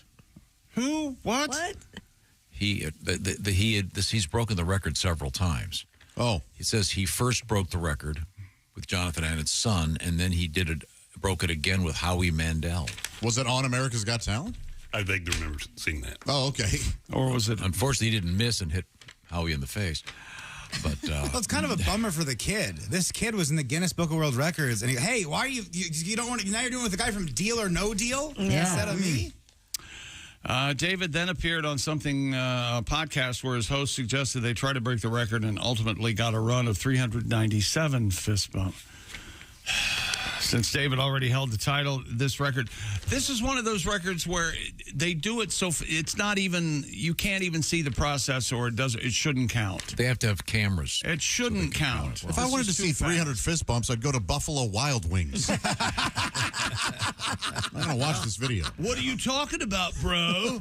And to be fair, you fist bump because if you high five, you're getting sauce all over the place, man. It's just smart as well. Have you watched the video? Yeah. Does it look like they're fist bumping? Yeah. You can tell that that's a fist bump. And are they gentle about it? Yeah, they're going back and forth very rapidly. It's a dumb one, I'll admit it. It's not as cool as the one yesterday, which was the behind-the-back catches with the reuniting of Hollywood Hannon and David Rush. What did they catch? Sticky tennis balls. You don't like this tune? No. Oh, God, no. What? That was the #1 song. Yeah, well, there's no accounting for taste. A lot of #1 songs that allow people to laugh. So was My Ding-a-ling. Okay. Yeah. So was popcorn or whatever the hell that thing was. So was Mickey. So was Axel F. Okay. Oh, there we go. Axel F did popcorn? No. Axel F. Yeah. I hate that song. That's right. That was the name of the song. Sorry, not... At camp, when you lost something, you'd sing Reunited and It Feels So Good, and it was like a really fun, cool version. And then later on, I finally heard the real version of that song, and I go, get out of here. I want to do the fun camp. I hate that version. Peaches and Herb? This is a song. Number one. What's this guy's name? Harold Faltermeyer. Yes. He also did the Fletch score, which was really good. Oh, yeah. This was huge. Now, he wrote this, but Crazy Frog really ran. What was this? This was like on this? Beverly Hills Cop. Oh, that's right. That's coming, the new one's coming out. Axel F means Axel Foley, the name is. He's an expert in sound effects. They're making a new Beverly Hills Cop. It's going to be on Netflix. This week, I think. Yeah. Who's in Is it? it this week? Murphy. Eddie Murphy. And Judge Reinhold and John Saxon. And it was hard. It was hard to get funding. People wanted to defund Beverly Hills Cop for a while, but it looks like they're actually going to make it happen. Controversial. Defunding Beverly Hills Cop. It's very fun. It's not as fun as being a policeman on screen as it used to be. A little problematic. Okay. That's sports, everybody. How about that? Thank you very much. Thank you very much. Please.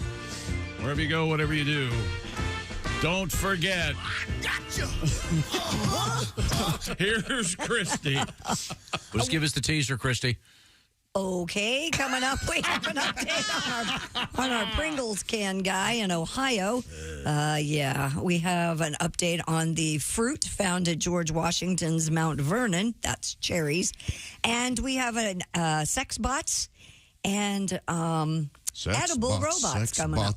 You're a sex bot. Sex bot. I always wondered how sex bomb for that ass. Tom Jones. Bots. How do you think Vernon feels about that? Mount Vernon. Hey, Mount Vernon. Don't I get a say? Hey, Vern. Oh, it hurts. Get your feet set. Also, we got a guy heaving lawn chairs off of a skyscraper. That has to be so fun. Good time. Gotta be a good time. Yeah, well, not if you're down on the street. Not if you get hit. You got to move up to like watermelon. Yeah, we'll find out about that. This is the Bob and Tom Show. Become a Bob and Tom.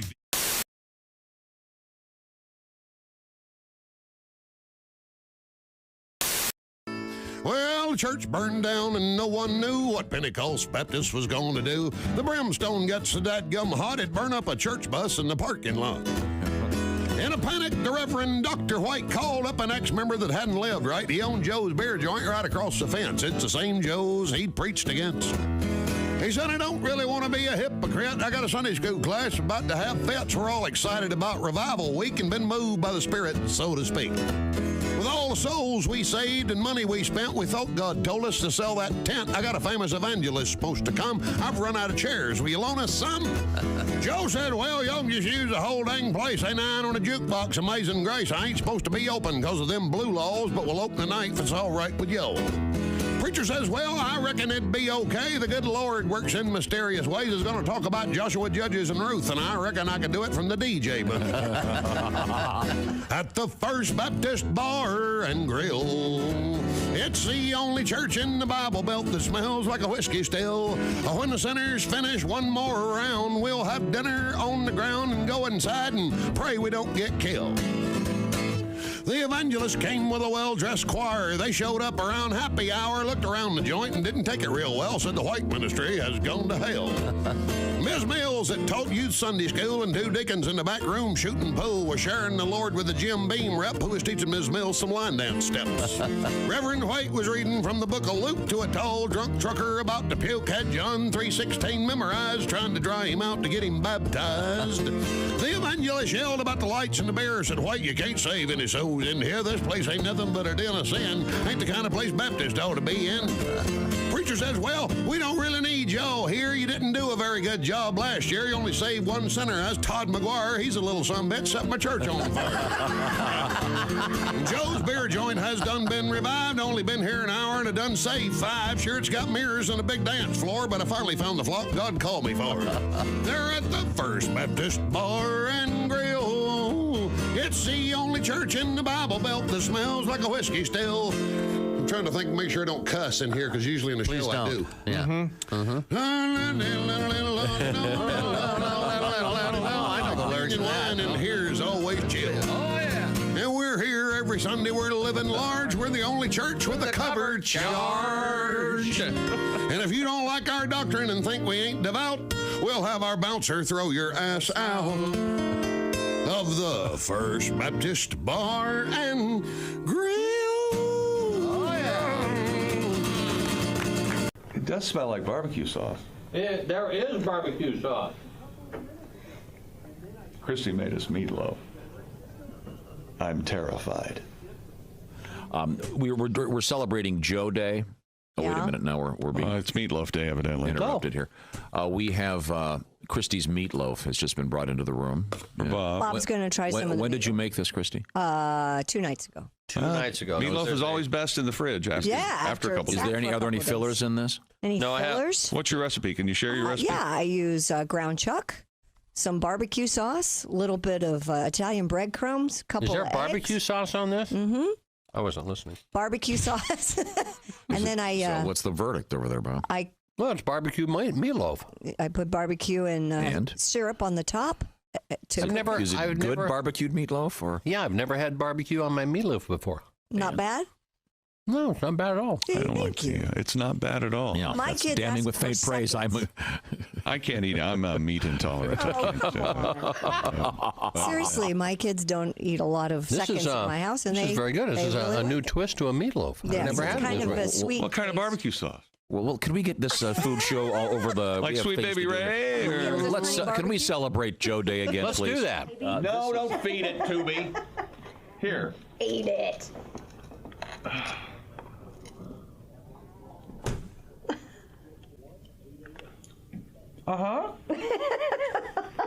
No, it's very good. Thank you. You need to dunk it in ketchup, though. That's the way I eat meatloaf. No, I don't use ketchup in my meatloaf. A hint of dog food. Just a hint.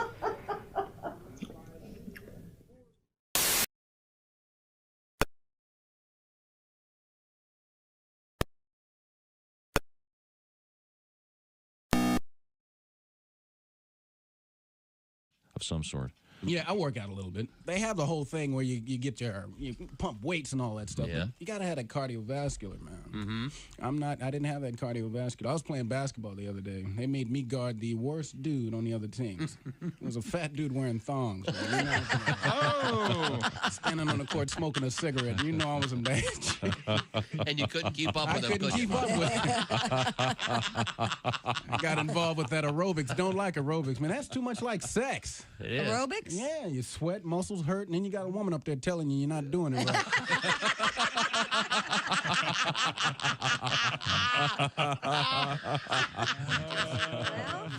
Bob and Tom. 5, 4, 3, 2, 1.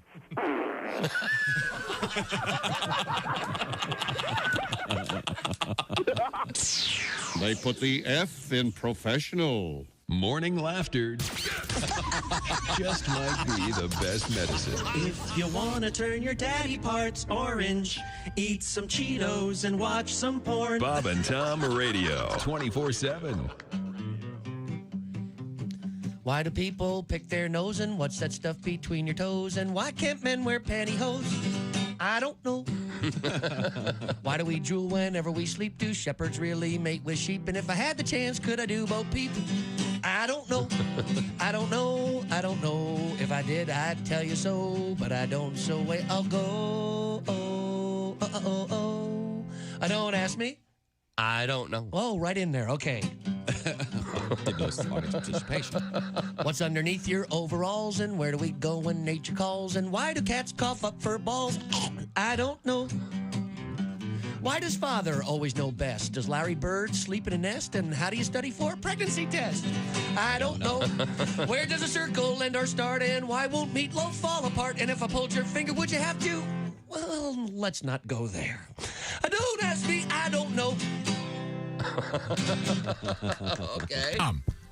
Wow, that was good. Hey, welcome back to the Bob and Tom Show. Christy Lee at the Silac News Desk. You keep telling yourself that, Bob. There's Pat Godwin. Hey, Chick. There's Willie Griswold. Good morning, Chick. Jess Hooker's here. Hello. There's Josh Arnold. Hi there. Ace Cosby, right there. Howdy. I'm Chick McGee, and here's we call him Nutsy. It's Tom. Jess Hooker, you look great, Jess. We've been talking about this for a while. I really want to get this done, and PJ, our art director, has been going through some stuff. He's doing great, and maybe we can have him set this up. I want to have you dress as Linda Ronstadt. Oh, my God. Because you've got this new hairdo. Yeah. And you've been on a special health program. You look fantastic. Thank you. But you have that look. I do. Yeah. Linda Ronstadt, which album was that? She's got the roller skates. There's the one where she's got the Cub Scout uniform on. I don't remember the Cub Scout. I think that was just a concert. That yeah, was not she on an was album. dating Jerry Brown in the Cub Scout uniform, I thought. But I always call that the roller skate album. She got that look. Yeah. I can look it up, I guess. Okay. Well, we need to move forward here. We have Christy Lee, as you mentioned, at the Silac news desk. A couple quick things. We're going to be doing some special shows coming up this summer. I'm giving you time to get ready over there, I Kristen. have been ready since Every morning, there's a really good balk, isn't there? Yeah. Every day. I think Chrissy should take her base. Yeah, you get first. Hey, you know what, guys? I think you might plug my shows. Shut up for a second. Okay. I want to. Oh, yeah, you're right. Well, I can do that. You are right. I can do that. I just wanted to say, coming up in the news. I bet you can't do that. So coming up in the news, we have this. Mayan! Okay. This is going to be the least, what is the word I'm looking for? The legitimate connection ever. Worst connection you've ever made? Between playing something and... Tenuous, is it? I can't figure out what he's talking about. No. I'll give you $100 if you guess what it is. I have no idea. You have the story, but you have no idea where I'm going to play it. Nope. Willie G, by the way, I'll give you the plug, Willie. Skyline Comedy Club, July 5th and 6th. It's Willie G and Colin Unger, who is changing his name to Felix. Yep. Would he even get that reference? So he has a cousin named Felix. No. And so he'd tell me when he was a kid, people would be like, he's school, hey, like first day of fifth grade, you call out Colin Unger. Teacher goes, hey, do you know Felix Unger? And then you're like, oh yeah, no, I know Felix Unger. And then he'd walk away being like, how does he know Felix? That is how does everybody know Felix Unger? What parent would be that cruel? Yeah, that's no joke. Is Colin Unger a fatty fat? He's not a fatty fat. not at all. So we can't call him Colin Hunger. No, we can't. Yeah. We can call him Hunger Strike if you want to. I like that a lot. You like Hunger Strike? Yeah. Are you hungry? So does he say to the ladies, hey, baby, you want an Unger strike? It's more of a thrust, really. Repeatedly. Well, I don't think anybody says, hey, baby, in that tone to women besides you. Okay. I don't even think you say it. I think you just do it in here to freak us out. Well, then he also, your father also says, happy birthday, baby. He says that. Let's see. What else do you say, Tom? You've got all sorts of things over here.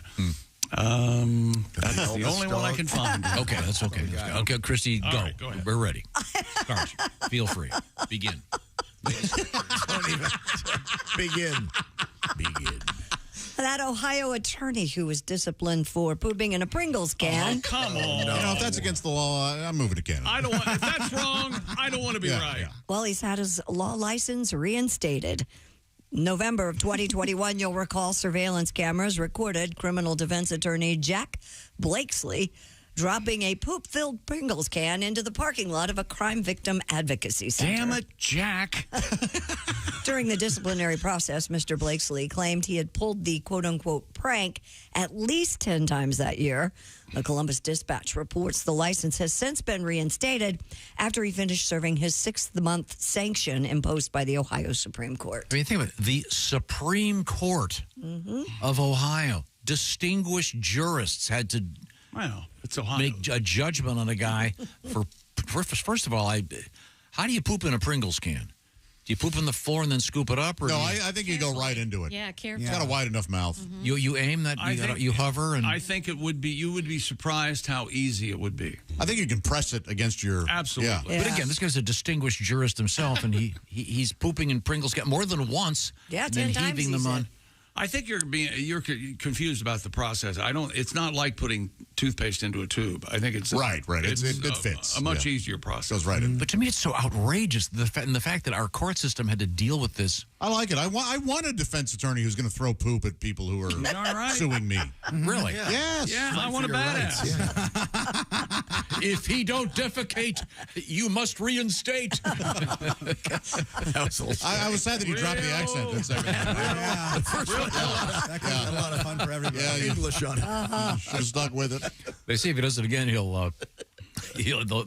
this time he'll get 6 months in the can. Doesn't this outrage anyone as much as this is so crazy? I think this seems to me to be like the perfect Tom Griswold folk hero. Yeah, for you, exactly. This is a story almost only for you. Yes. Yeah. The Defecator. Tonight, a special episode of The Defecator. Wasn't there a TV This show? time it's a Lay's potato chip bag, and he heaves it at a defense attorney. Okay. And then we were told, Jess, I'll talk to you. Okay. Since you're the cook. Tonight on the we received a letter because I said, why would anyone do this? It seems so crazy. Right. We received an email from a guy saying the trick is you're supposed to defecate in the can, fill it halfway, then put the chips back in. Oh. Yeah, that is so bad. Thanks for the hot tip. I think you'd notice. I think you'd figure it out when you opened the can up. Boy, this smells real bad. Right? Yeah, that's okay. I'll still eat these. I got, in your defense, Josh, those Pringles are tasty. But yeah, they're very good. But wouldn't you go, what the hell flavor's this? They're getting really wacky with them now, aren't they? Yeah. So now, Pat, my rule. We never play Christmas music. June 20th, yeah. In the summer, but since we did a tribute, this original case was in front of the Ohio Supreme Court. Wait a minute. What was the update in the story? He got his license back. Yeah, he got his license back. Yeah, the first go around. Is that right? Yeah, here's the first original story was the Ohio Supreme Court suspended an attorney for defecating into a Pringles can and tossing it into a parking lot of a some defense advocacy building or something. Got all that? Yeah. Some And now bleeding he's heart. He's served his 6 months, and now he'll get his license back. Okay.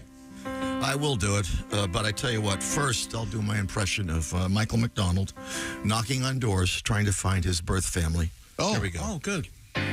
You don't know me, but I'm your brother. Sir, I don't think we're related at all. I'll go then. Yeah. I'm 3/4 of the way through his book. It's a great book. It's a terrific story. He's had in many ways a I'm very rough amazed time. at how much Michael and I have in common. I'm amazed that he's still alive. Yeah. Wow. He really hit it hard there. Had a tough go? Wow. Yeah, but he's such a genius. He's so great. He really is good. Yeah, he's great. I don't think you like Michael McDonald, Josh. No, I do. I don't like some of that Steely Dan,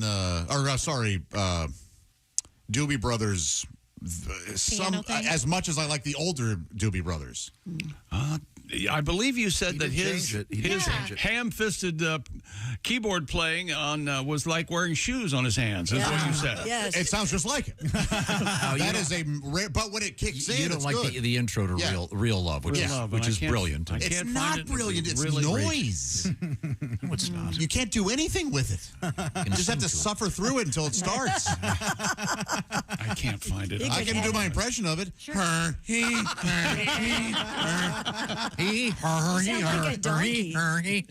It does. It's awful. It's fantastic. Matt, do you have a song for us? Yes. This is the Pringles Man. I thought you would have forgot. I found it. Yeah. What's wrong with this? It sounds like he put boots on his hands and he snips. But his piano part comes in a second here. He's not doing this. I put his Here we go. opening lines on Right here. songs he's written. There we go. This gets nice. Opening lines he's written are best ever. There are some killer ones. Yeah. Darling, I know. Put your head in my pillow. It's got a long intro. Long intro. Let me hear you lie. Let me hear you lie just a little. Here we go. That's amazing. I'm just another head on your pillow. How does he sing up there? What the hell? I know. It's great. It is great. It's wonderful. But that is objectionable keyboard. This is the extended version. 7 more minutes. This is a great song. You just like the very beginning. Right, I just like What's the very interesting is in his book, Michael says he strongly disliked having to play a synthesizer. Oh, okay. He likes to play clavinet, piano, So is that and just organ. him sticking it to us? If I have to play this, I'm going to do it like this. Snip, snip, nerf, nerf, nerf. I'd like to apologize to Mr. McDonald. I'm enjoying your book He knows very it's much. bad. He knows that part's bad. He is a genius. When he does it now. What? I don't know why you're so overly cautious about talking about famous people. You've always been this way, and no one has ever come in here and said, I heard what you said about me. No one's ever done that. And Michael, if he heard it, wouldn't say that. Yes, they have. Who? You know who it is. I'm waiting. Who? Who says? Somebody came in, though, and said, hey. Oh, but, Michelle, no. You were trashing. Yes, but what's her face for Michelle one day at a time? Phillips. Michelle, Mackenzie Phillips. Phillips. Mackenzie Phillips. Yeah. I might have said I wish she would succumb to her addictions. Nice. And she came in and said, No, she was sitting in the lobby of one of our affiliates as we were on the air. Listening to it. Well, thank God it wasn't anybody that matters. Underscore. She might have gotten really mad. Okay. I don't know why. It was a long. So the point is that. Succumb to addiction. So we're gonna have to come back with it now, Pat. Maybe you'll forget. Thanks for the distraction. Well, Well, when we come back, we have Al Jackson, so we won't have time for that. Oh, you know what? That's starting to grow on me. Just because I know how good the song gets, and so I get ready for it. Why do you find that so objectionable? It's funny to joke about that. That's and it is. Anybody can play that. Well, that's true. Firm, firm. Firm Fim? What is it?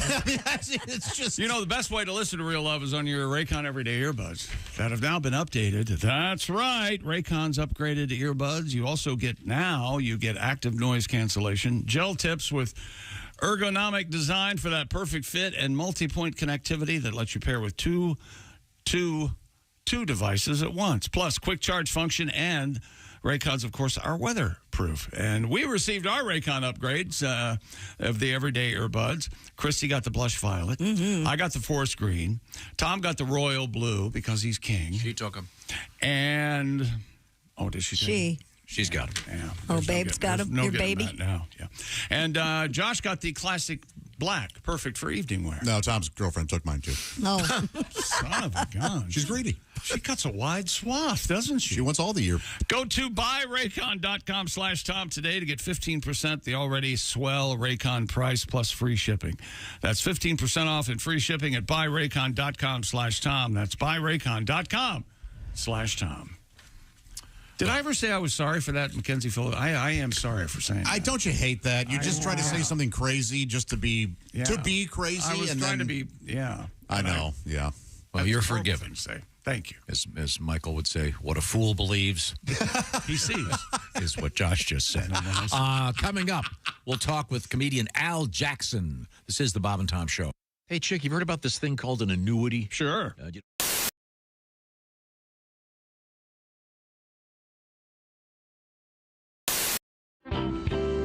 Let's try Trouble Train. I'll sing and play guitar live. All right. And the big band, of course, is on Memorex. Okay. And let's try. Live in our studios.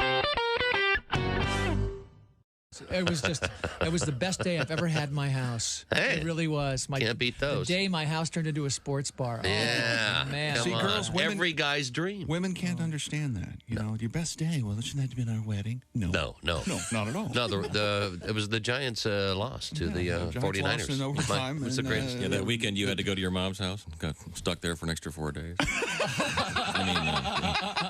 and the phones all went out. Yeah, that. You remember why?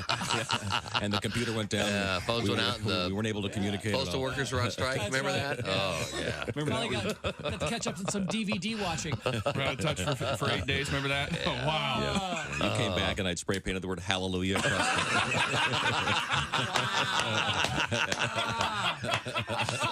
the... you remember the day. Ferris Bueller's Weekend Off. Yeah. I'm sorry. Welcome back to the Bob and Tom Show. We're all here in our places with bright, shining faces, and no one's more happy about it than Tom. Hello, Tom. How are you? I got a beef. What? You got some trouble? Yeah, I want to run it by Al Jackson. All right. Oh, there he is, right there. Perfect timing. I got to hear about this. Tom, do you ever say I have a bone to pick? No. I have a bone to pick with you. Really? This isn't a bone to pick with Al. Okay. Al Jackson, comedian, one of the hosts of the DBL, the Daily Blast Live. Al, you have spent many years as a stand-up comedian, many years touring. You've been in many, many hotels. Is that correct? Okay. So we had a great time over the week. Prosecutor, I'm scared. We had just answer the senator, please, Mr. We had a Jackson. great time over the weekend, but I have a beef with hotels, and that is, I guess I'm going to have to start carrying a nightlight. Because because the hotel we were in, your option is the bathroom light you can leave on, which is so bright it looks like it's lighting up a German prisoner of war camp. Then you close the door. It's like an Exxon station. Then you close the door and just leave a little crack of it. Yeah, and then in the middle of the night, then you walk up, open the thing, and it's like you've just been thrown into an oven. The light's so bright. Oh. The analogy wasn't too much before. You went on to that's where you went? I don't think he meant for those to be related. You're not telling Al the best part about the hotel that we just stayed in. What you had to put your key card, Al, into a slot hanging on the wall to get your lights to work. Yeah, I can't tell you how much I hate that. It's like having a part-time job. It's like as soon as you walk in, you're like, I got to punch in. Look, that's whatever I do, I paid for this room. I don't like them having some kind of, remember that movie Sliver where they could watch you? Like, I don't want you like having, dictating what's happening in there. Al didn't have a good set tonight. He'll have no front room lights today. I don't like that. I don't. We're out of control with the hotels, Tom. Don't get me started, bro. No, I like the hotel. I'm going to start taking a nightlight because you can't, if you're in a strange room, you get up in the middle of the night to pee, you don't know where you are, you're tripping over wires.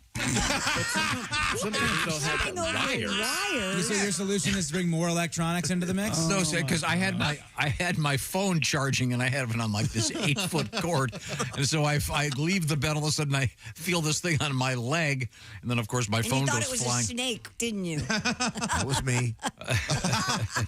But I do have to say, Tom needing a nightlight, that would be the oldest man call that you have to make to the front desk. Like, do you have a nightlight down there? As a 26-year-old smoke show, like, yes, old man, I'll bring it up for you. Do you carry there's some things you can't ask for. Do you carry one of those sound machines with you? No, it's on your phone. No, why would you? But I do have a couple podcasts, and Chris, I don't know if you're like this. I have a couple podcasts that I listen to kind of just to go to sleep. Please like I like the material, but please, no. Your voice does other things to me, girl. Oh, hello. Are these podcasts designed to put you to sleep? No, they're just kind of. I just think some people's voices. This is one thing I actually noticed last week when I'm in the barber chair when the clippers go on. I get sleepy almost in a way that, like, if somebody had been doing like a psychological test, like almost like my eyes shut, like hypnosis. Yes, really, and I think it's just the humming of the clippers, and maybe me being a little kid falling asleep when my dad would take me. Yeah. But I am so sleepy I can barely hold a conversation with the barber. So just certain things and noises make you sleepy, make me sleepy. I guess. There's an app called Calm. There are quite a few of them, but the Calm app. They will have nighttime stories that people will read to you to put you to sleep, or music or sounds or whatever you would like. But some people's voices just. This is from the Wall Street Journal. Insomniacs are turning to boring YouTube videos to help them go to sleep, including Bob Ross painting videos. Oh yeah, the kids are big on that. And you kids, you Willy kids. Have you heard about this one? There is actually a Microsoft Word tutorial made in 1989 that has been voted the most boring video ever made. And people it's become this cult thing. I thought you weren't supposed to watch something that it was bad for your brain. It won't shut off. It is. Yeah, there's something about those videos made in the late 90s that this is before consultants where somebody would outside of the company would look and be like, this is the worst thing ever made. But when I was a middle school teacher, I used to have to put these videos on and they were so bad and so boring. And it's like no one just like raised their hand like, let's reshoot this. Because no one would want to see this, but it's just, we're going to go in the library activity center. It's like no one wants to see this, but, I didn't do a lesson plan that day, so guess what? We're watching it. I know you got a lot of hotel experience over the years. Yeah, I actually had a little chit-chat with myself the other day because I'll do it next week. I will promise to commit to this. I wrote a Yelp review for a hotel that I was staying at, and I definitely snapped. I write a lot of Yelp reviews. I should read some sometime on the show. But, I snapped at the Hyatt because they just didn't they didn't have – my son had gotten sick in the room. He threw up, the 9-year-old. And they never brought up any new towels. And I repeatedly asked, and then it led to a fiery email. So I'm very good with the staff and everything, but like Tupac said, I'm not no killer, but don't push me. After the eighth time, of course, after the eighth time, bro, we're gonna have a little problem. Come on. Okay, we're talking with Al Jackson. Al, do we have any verbiage for me to be learning? So I can up the hipness factor. Oh, and I almost forgot. Before we get to the words, I thought about you last week because I forgot what you were calling them where people would get close to the phrase, but they couldn't, like that one kid called it graveyard. A Tomism, yes. I had one of those with my girl last week. She couldn't think of the word, and so she goes, when did you stop playing casual basketball? Instead of pickup, just call it casual basketball. How nice. Isn't that what it really is? That sounds very elegant, actually. Yes. Casual basketball. Yeah. Everyone's got jeans and polos. We were talking about, I guess, when Barack Obama was president, he would shoot hoops occasionally. And I guess he had kind of a regular game going. He could shoot the rock. Yeah, but you have to wonder. Yeah. You have to wonder, are you going to back off just a little bit? All the Secret Service is right there. Yeah. Did you ever see those like soccer games that what Pablo Escobar would play and everybody would just be falling out of the way? Or when Putin plays I don't like problems. I don't like problems. Wasn't Putin playing hockey? Yeah. You don't check him. Yeah. Oh, you do. It's the last thing you do. When a guy pulls out the Uzi and takes you out. I wonder what president was the best athlete? I thought you said Ford. Gerald Ford played for the University of Michigan. I want to say Lincoln. He was a state wrestling champion. You're right. Right. Yeah, it was. Nixon played football, and I thought was okay. He bowled. As a president, yeah. I think Ford was like a real jock, though. Ford was like a all-American kind of. I think it'd be Ford. By the way, I'll be in Ann Arbor tomorrow and Saturday, so come see me do stand-up. Where? Oh, look at that. Let's go. At the AA Comedy Showcase. 2 shows Friday, 2 shows Saturday. Ann Arbor, Michigan. Come see me. Oh, cool. Oh, just the double A, huh? Not the triple A? Nah. Okay. Yeah, you know. You know how we do. Yeah. You know how we honest, do. I'm not a major leaguer yet. That's a phrase. You know how we do. How we do what? That's what he. That's what he said. It's rhetorical. How we do, how we operate. Yeah, how we do. You know. You don't finish the. You know how we do? You know? Please. It's like he's speaking to natives. He's been taught so much and learned nothing. Just really have. Well, the formality just creeps back in. All that we've done, just gets erased, Tom, and he goes back to 4th grade. But that's a compound sentence. Come on, put a comma in there. Yeah. You know who Howdy Doody was, Al? Yes, absolutely. Yeah. I've always wanted to do a short video. You know that song, This Is How We Do It? I went to one where Howdy Doody would come in. This is Howdy Doody, and he'd come around the corner. Yeah. What do you think? Yeah. TikTok video? Is that going to be huge? I think so, but I don't know the Venn diagram crossover between a Howdy Doody audience and anyone living right now. Yeah, Montel Jordan. I know it's nobody, under the age of 40. Oh, 50. absolutely not. Didn't they do a Howdy Doody SNL skit? Fridays. Fridays. Fridays right here, Mr. Doody. Right. Hilarious. Howdy Doody was really difficult, evidently. Right. Hilarious. That was the Okay, premise. Al, what do we got here? You got to teach me. Tom, we got time for at least one. Tom, tell me what the word bodied mean. What means? Bodied? Bodied. B-O-D? Bodied? B-O-D-I-E-D. Okay, bodied. Is it a compliment with regard to a lady's fine, as you would say, she's fine? No, and you say it's fine. She's well-bodied? Fine. No? No, you know what? I wanted to hate it. It's not right, but I don't hate it. Let's not lose sight. It's wrong. not even close to right, but I don't. Let me see. Willie, can you make that sound cool? Man,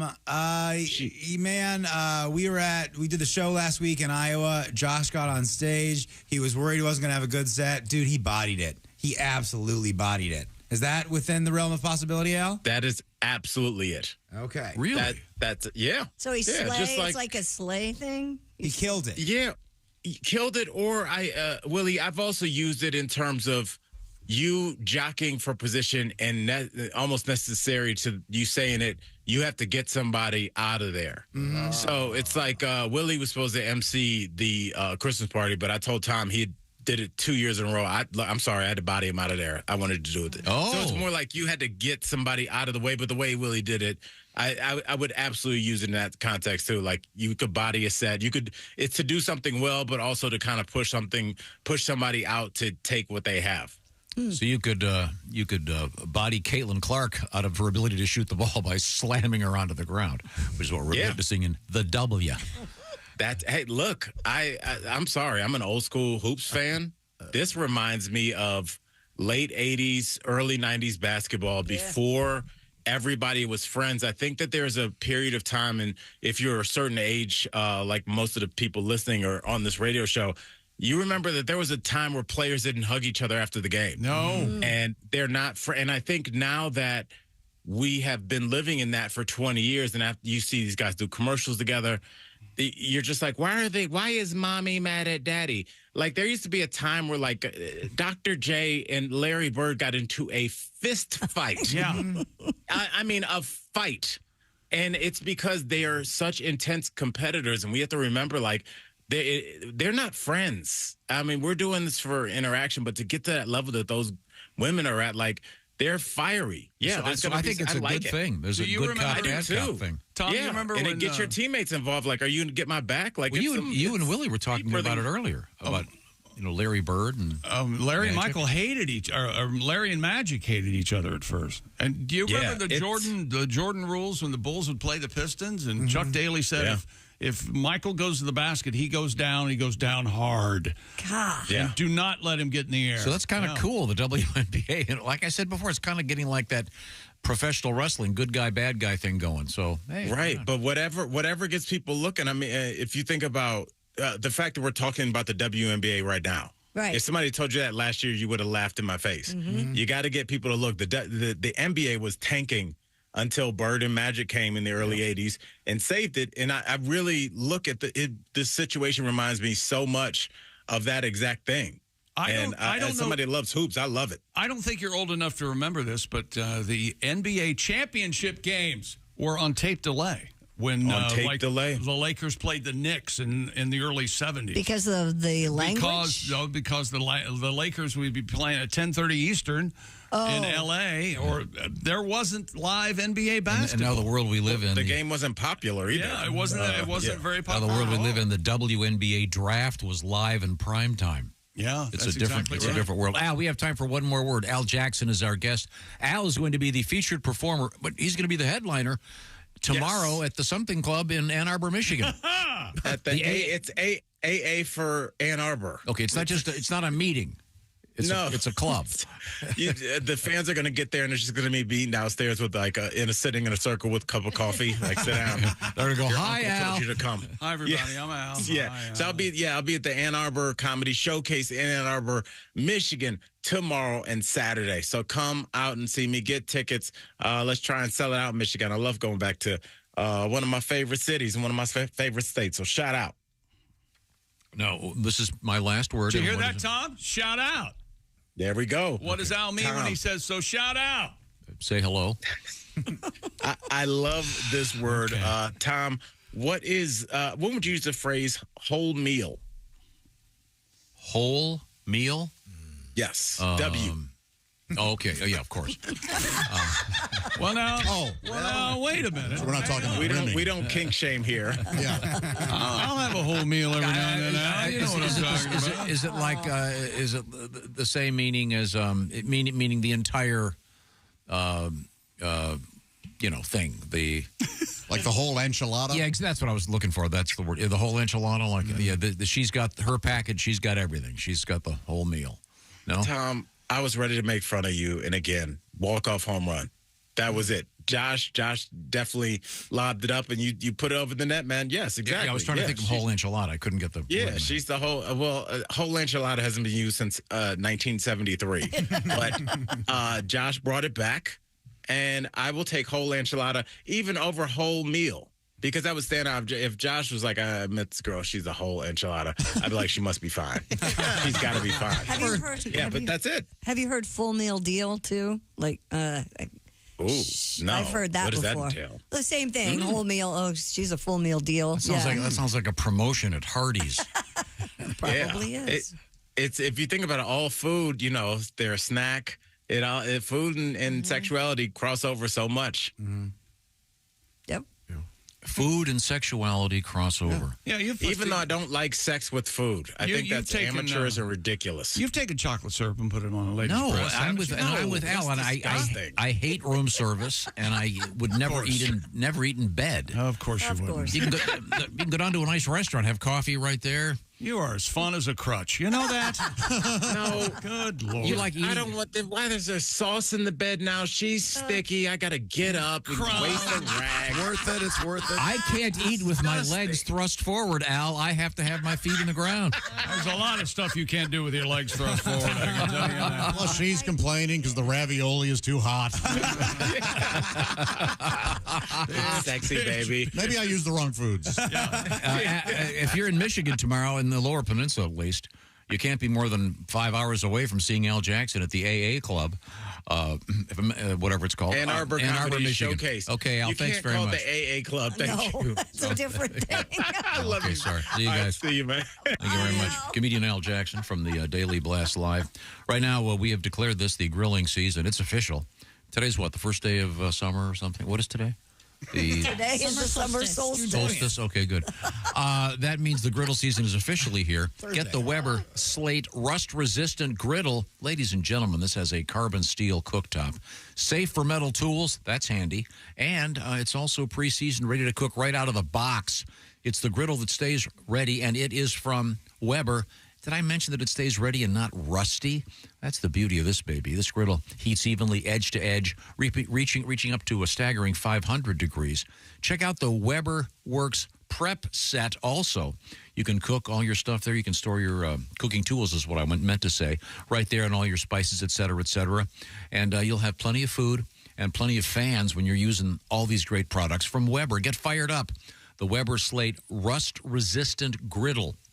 High heat, even heat, fast heat. That's Weber.com, W-E-B-E-R, Weber.com. Check out all the great Weber grills. When we come back, Christy, what have you got over there? Coming up, we have a Rolex watch that has been gone for 50 years. He thought it was eaten by a cow. Oh, and some cherries that are a couple hundred years old from George Washington. Old stuff. It's all happening. This is the Bob and Tom Show. This is the Bob and Tom Show.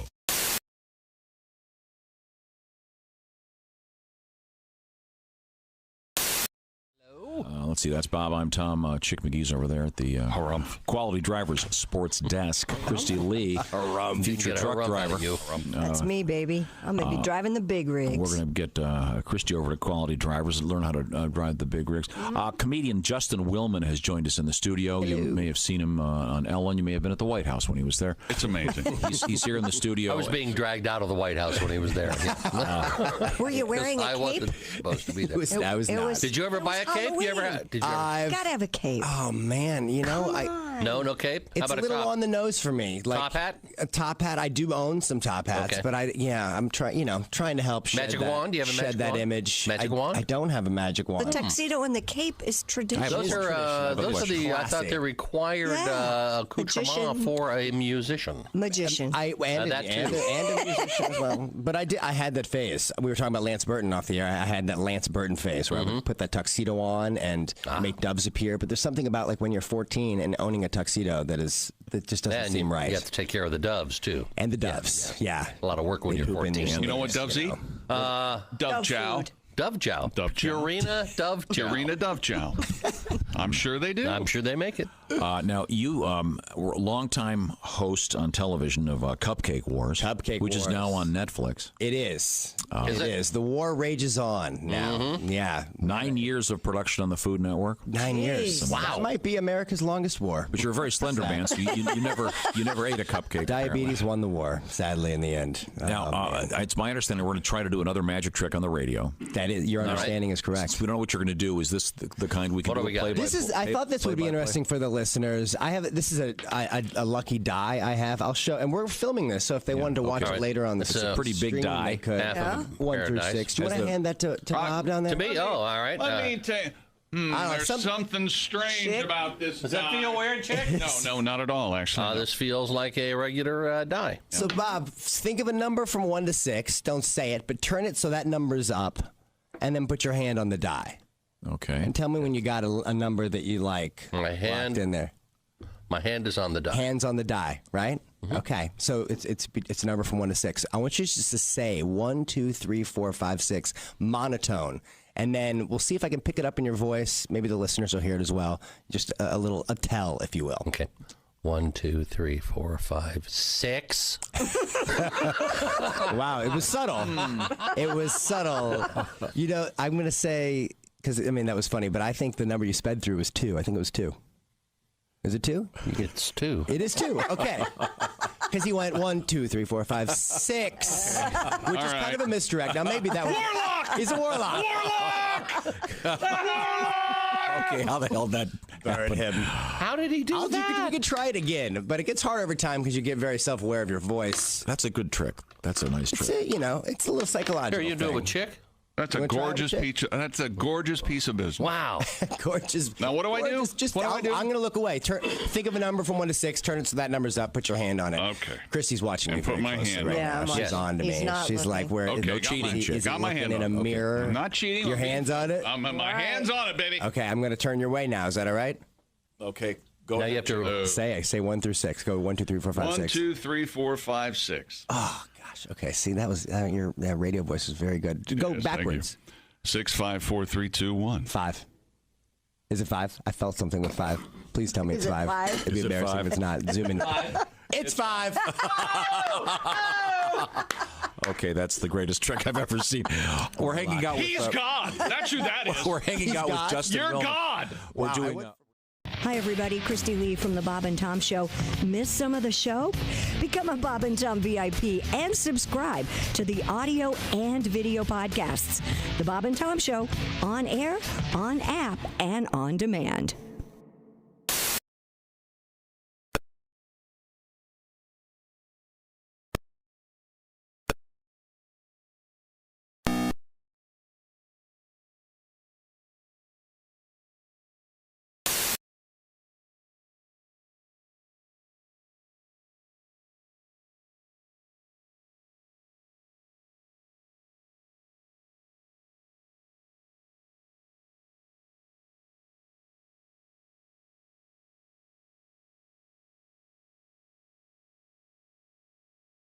Yes. Very good. Bob and Tom in the morning and highlights all day long. The Bob and Tom Show, weekday mornings at 6 a.m. Eastern on Bob and Tom 24/7. Matt Weinhold is our guest, wow. I still love Star Trek. Do you guys keep up with any of that stuff? I'm not a Star Trek Trekkie and fan, Babylon no. 5 and all that. I love all that stuff. Pretty much anything that will not get me laid, I'm into. But I actually have had sex, which sort of makes me like the Fonzie of the Star Trek convention. You know, these conventions. Oh, man, it's Matt. He's been with a girl. Right. I actually bring a girl into these things. Say, where'd you meet her? On the internet? No. No. I met her at a bar. Whoa! We're not worthy. We're not worthy. Oh, that's great. Things are so complicated. Remember the good old days when all you needed for romance was a van and some chloroform? Sure. Yes. What happened to those days? Hi, this is Kostaki Economopoulos, and you're listening to Bob and Tom Radio. You're listening to Bob and Tom Radio. 24/7. 24/7. 24/7.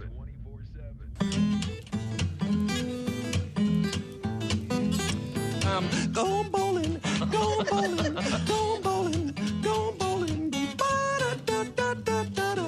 Go bowling, go bowling, ba-da-da-da-da-da-da. Go bowling. Got the ball to the mall, and a clerk named Dennis said, you wanted bowling, but you bought tennis. Then he pulled out a bowling ball, handed me the same. I said, wow, this will really improve my game. Then I opened up a sack, handed him a packet, said, while you're at it, will you take back the racket? Well, you rent a pair of shoes that just smell horrifical. Grab yourself a ball and with force centrifugal, swing it over your hat, release it by your shins, roll it between the gutters and smack it in the pins. I'm going bowling, going bowling, going bowling, going bowling, ba-da-da-da-da-da-da. Going bowling, going bowling, Apparently a kiddie show. Welcome back to the Bob and Tom Show. I'd just like to make an announcement. What? Tom and I are... Not speaking? Nope.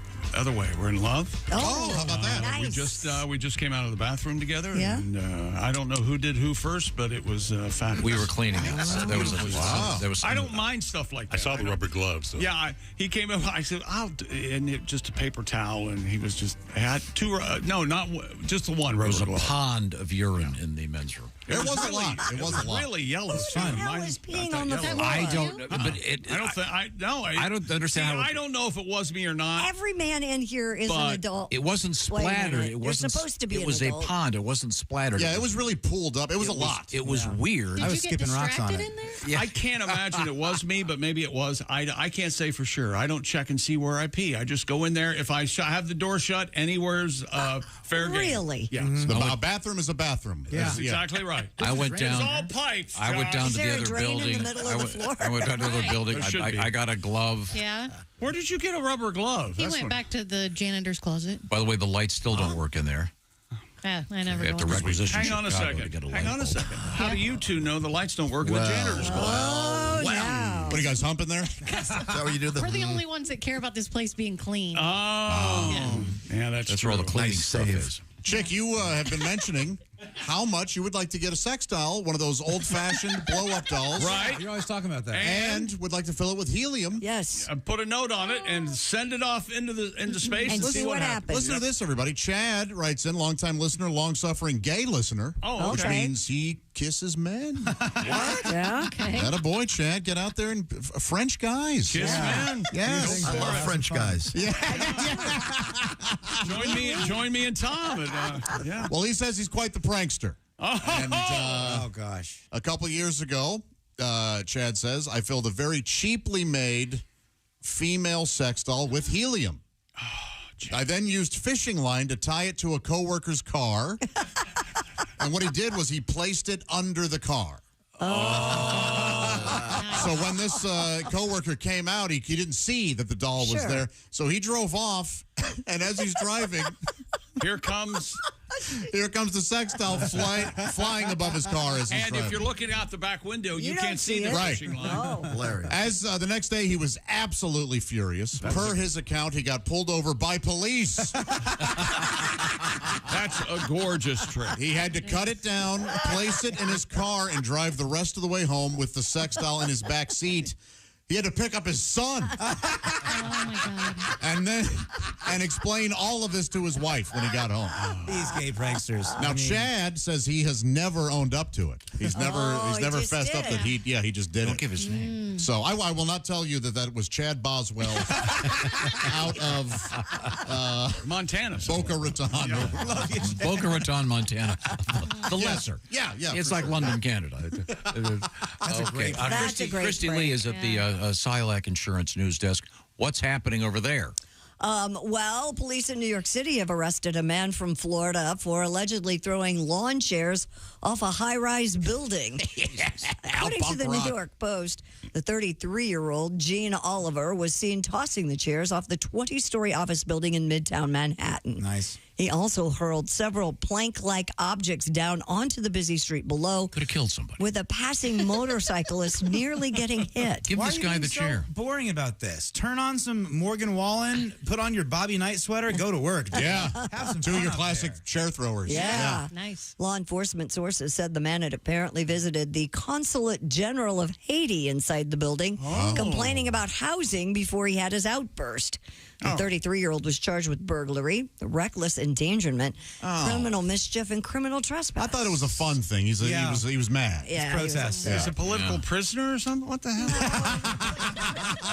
Well, you know, the Consulate General of Haiti, you know where he lives? I don't. In New York. Yeah, you're right. And I believe it is consulate. Yeah. That's why he is not moving back home. And this you guy's see. complaining about the housing in Haiti. Yeah, I'm sure the council could just go, yeah, it sucks. Yeah. Yeah, maybe the gunfire, the gangs. The best thing to throw off the top of a building or out of a hotel room is what, Tom?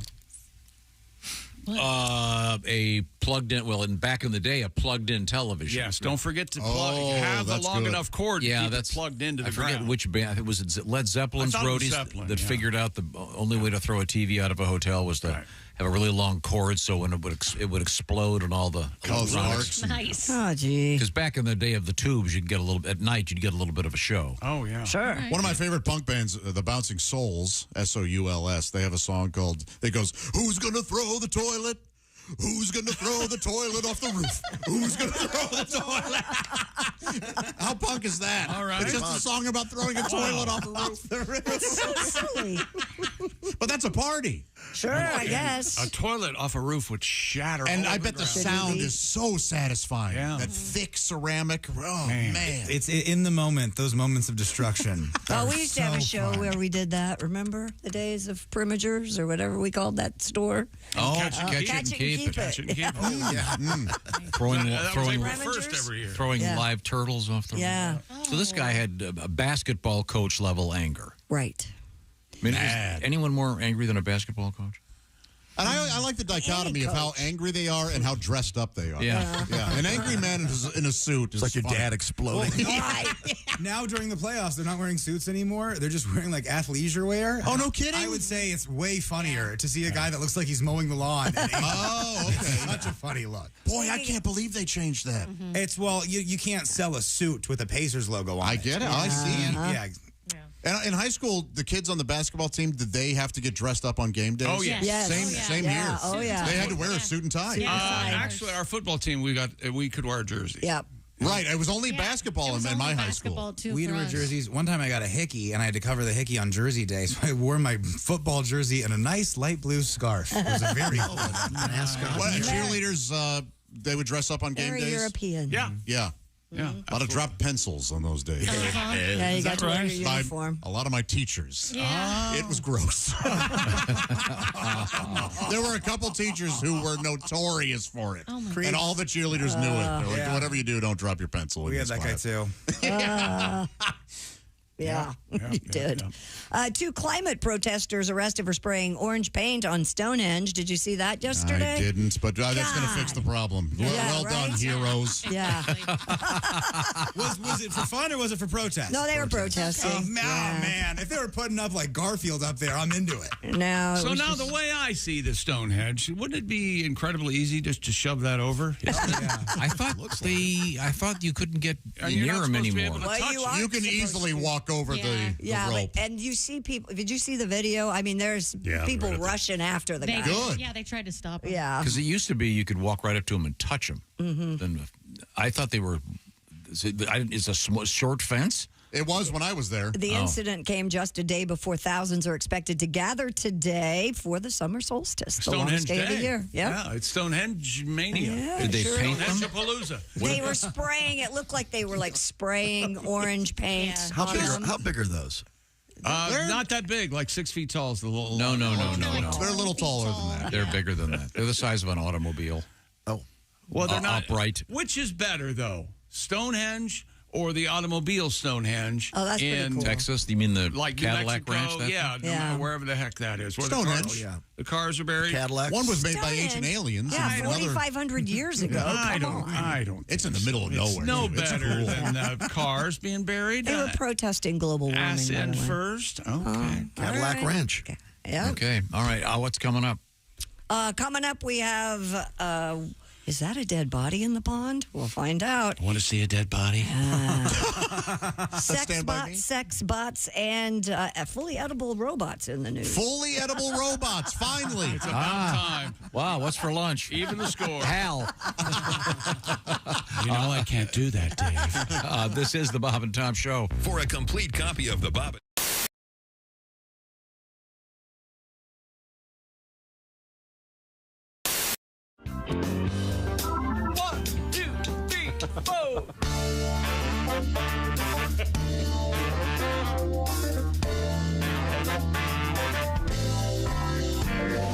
I couldn't help but see OC Double D.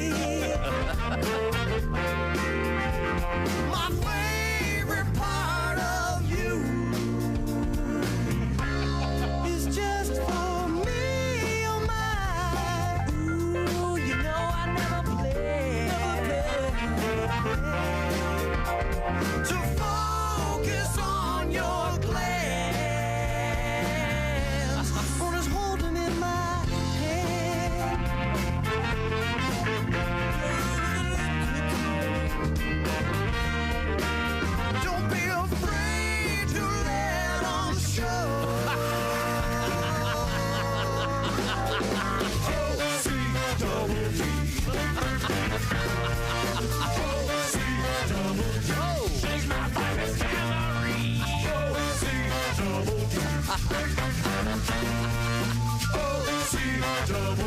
She's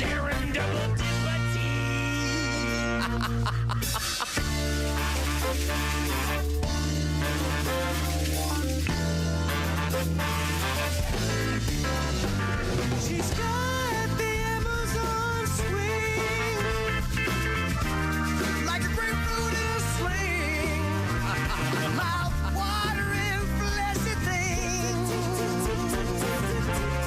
It's just for me, oh my. Ooh, you know I never play.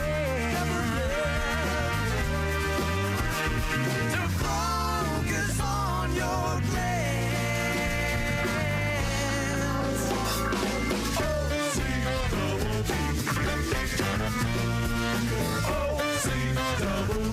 got your mama on my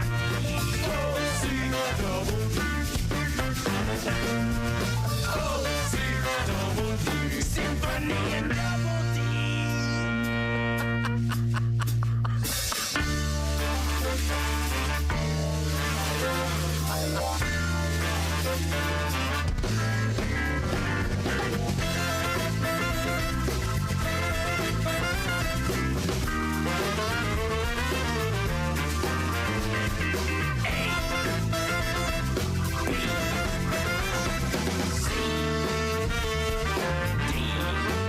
Don't be afraid to let 'em show. O-C-double-D. O-C-double-D. I like Johnny Tiffany. O-C-double-D. O-C-double-D. Like tulips up in a tree.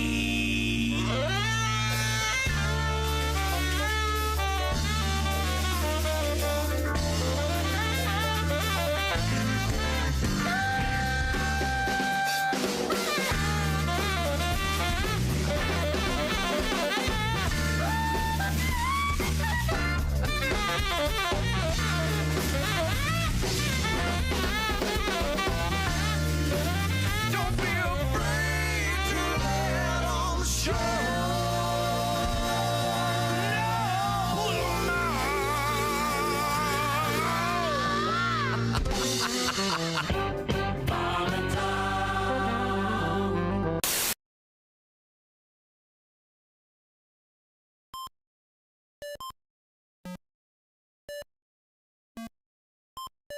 Hey, did you enjoy those videos played in that break? Check out the Bob and Tom YouTube playlist for more great stuff.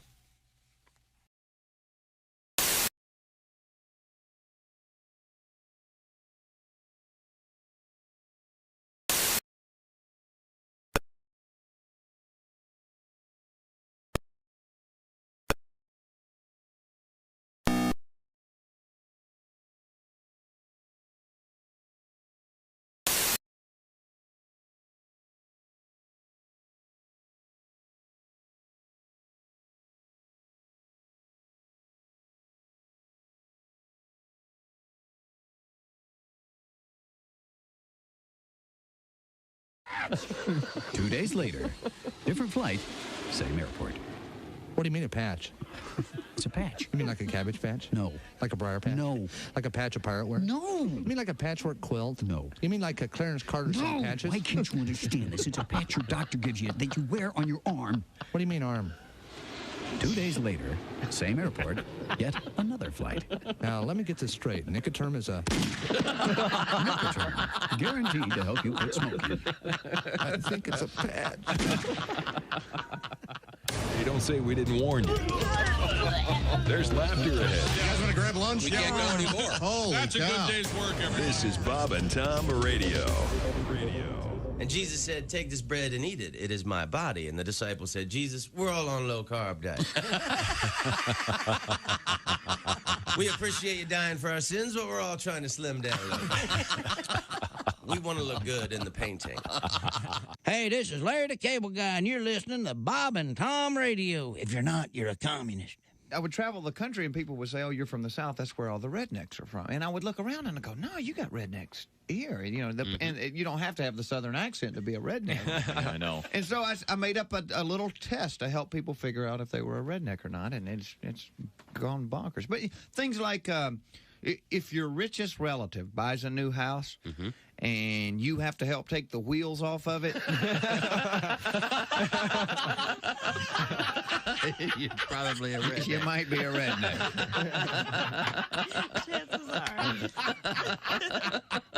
If you can burp and say your name at the same time. I can do that. If your wife's hairdo has ever been destroyed by a ceiling fan. If you have a black eye and a hickey at the same time. That's the best.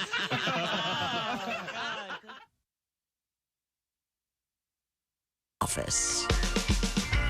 Welcome back to the Bob and Tom Show. Christy Lee at the Silac News Desk. Hello. There's Pat Godwin in the performance room. Hey, Chick. Willie Griswold's here. Hey, man, good morning. There's Jess Hooker. Hello. There's Josh Arnold. Oh, There's Ace Cosby. Classy. Yeah. I was doing a mouth burp, so I didn't laugh, and that ruled. And That was here's- awesome. Here's Tom. Thank you very much. Now, I have a number of important events forthcoming. He can't stand it. Bodily function, Tom. Trying to imitate Josh's witty little machine. Dear Bob and Tom, setting the record straight on Real Love by the Doobie Brothers. I don't think this guy's right, but I'm going to open it up to the room. Okay. He says this part is not Michael McDonald, it's Cornelius Bumpus. I say Cornelius played saxophone. No, he's right. I think he's right. Did Cornelius play organ on this? Probably. So Cornelius. He's the one who put the shoes on his hands. Yeah. Cornelius was a tremendous musician. Sadly, he's gone. I'm trying to assist the seriously misguided Josh direct his anger appropriately to Mr. Bumpus.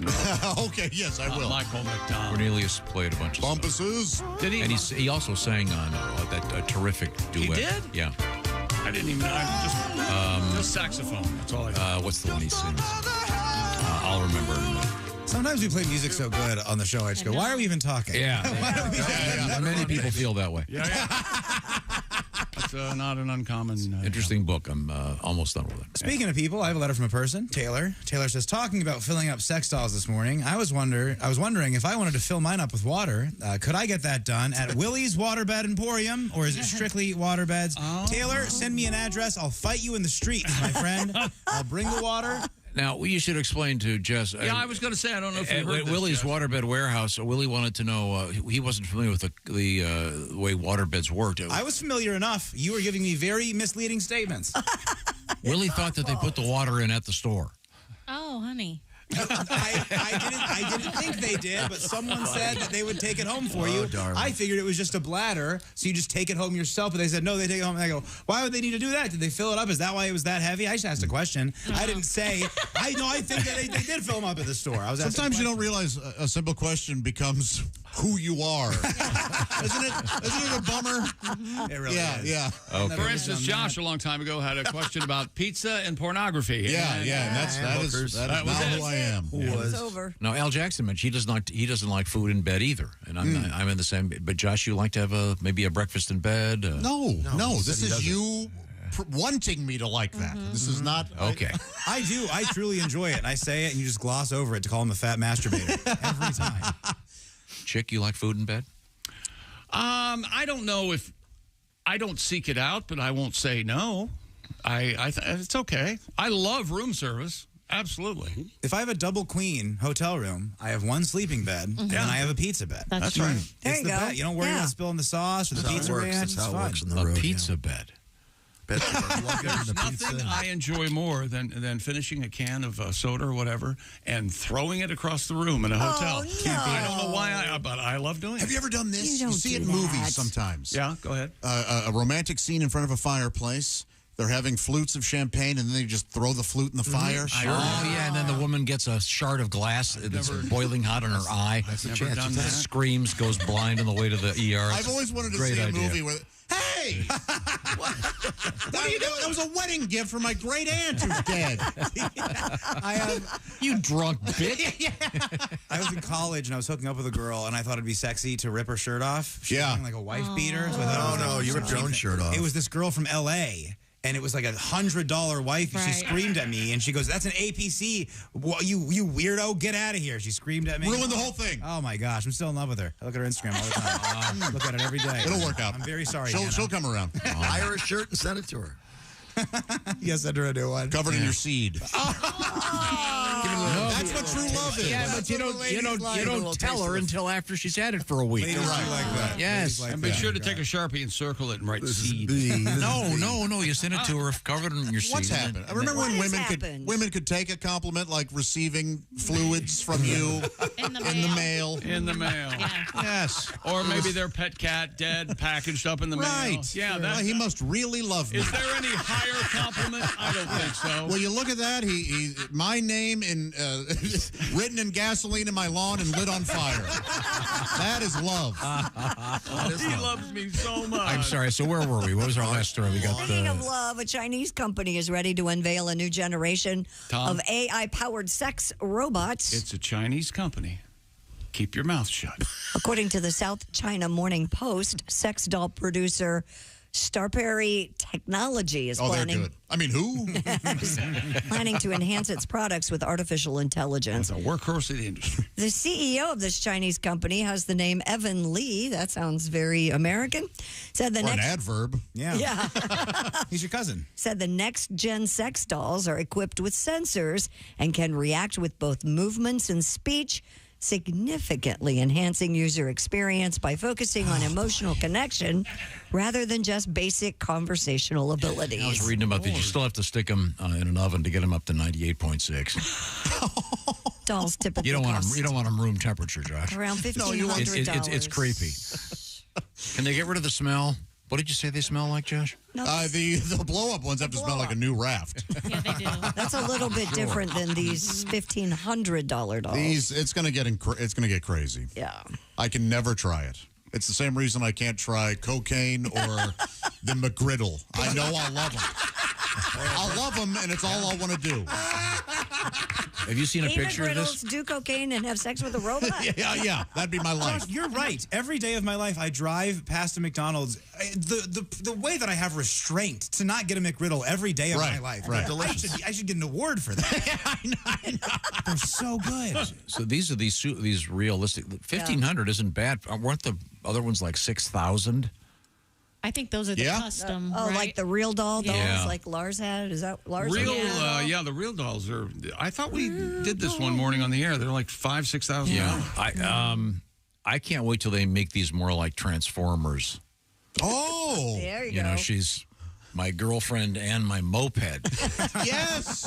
I can Or my I can briefcase. ride her two different ways. I thought you were going to say my girlfriend and my mother. Is what I thought you were going to say. My brain.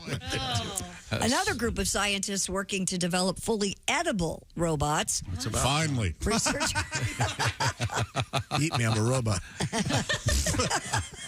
researchers from the Robo Food Project analyzed which edible ingredients can be used How do you name something a Robo Food Project and not giggle every time Exactly. you say it? to make edible robot parts and whole robots. I mean, these are truly mad scientists. Scientists say robotic food could reduce electronic waste, help deliver nutrition and medicines to people and animals in need, monitor health, and even pave the way to gastronomical experiences. It's gastronomical. Yeah, see, exactly. That's the guy who's working there. Yes. And then what we're going to do. After integrating all components, scientists need to miniaturize them, increase the Of shelf course. life of robotic food, and give robots a pleasant taste. Hey, honey, can you check? Other than them tasting like crap. Can you check the expiration date on the radio? I'm a little hungry. I want to see if I can. Man. Tastes like a battery. What? Was it the HAL 9000? Yeah. Yeah. I saw what you were saying, Dave. Eat me, Dave. Is this? Are they going to make the robots out of the stuff edible panties are made of? Well, it's like fruit It's a fruit roll-ups. roll-up. That's a fruit. Yeah, that's totally different. That's not electronic At one parts. point, Hal tells Dave, I know what you think you're doing. Yeah, there's like a long shot of Hal watching two guys talk. And knowing what they're saying. Right. And this is coming, Tom, and we won't be here, but Willie's in for a big problem. I'm going to go nuts, dude. Enjoy the robot wars. I'll be leading them. Yeah. You know, I'm fighting for the robots. Can they make one that'll clean your house?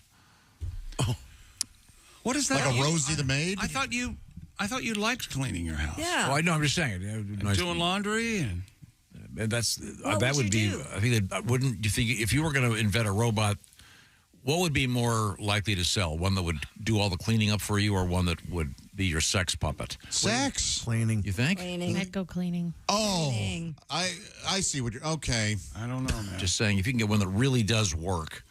Are we still eating it in this case? No. Oh, Depends on how well it's a hot you sheet eat if you want. I got to hurry up and bang this robot. She just cleaned my house, and boy, am I hungry. Problem solved. Ah, yes. Got to do all that. It's all happening. Who's financing this? All right, let me ask the $1 million question. Sure. Let's say you have a robot. Yeah. You're married. You're happily married. Mm-hmm. You're having sex with the robot. Are you cheating? I think at some point they're going to get so realistic, it will kind of be like cheating. Yeah. So it's not like masturbation. You're actually cheating with the robot. But this will be... Even though the robot's not a person. If you don't tell her, I will. I can't do this any longer. I think you know what you did. I'm not spending another Christmas alone.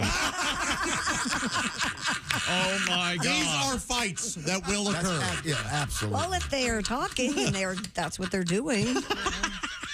They're putting AI into the robot. As intellectually, I want to say, of course, it's not cheating. It's masturbation. But I don't know. Listen, kids, I'm not here to replace your mother. I love you, though. You'll never hear me say anything bad about your mother. She's the sex doll that's so hot, you'll have to sign a prenup. Rosie. Good God. Willie.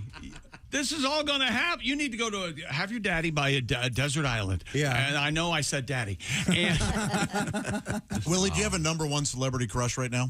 I mean, Helen Mirren's always top of the list. So a very realistic Helen Mirren sex doll. Do you think you'd give it a shot? If it's Helen Mirren and National Treasure 2, oh my goodness. All right, you're doing it. Yeah. Get me out of town. Wow. well, Willie, I hope you have a chance one day to really think about it. And You want to open up that book of secrets? Give me a robot to vape, baby. Now, I've been asking this for years. Are you going to have like the estate of Marilyn Monroe at some point?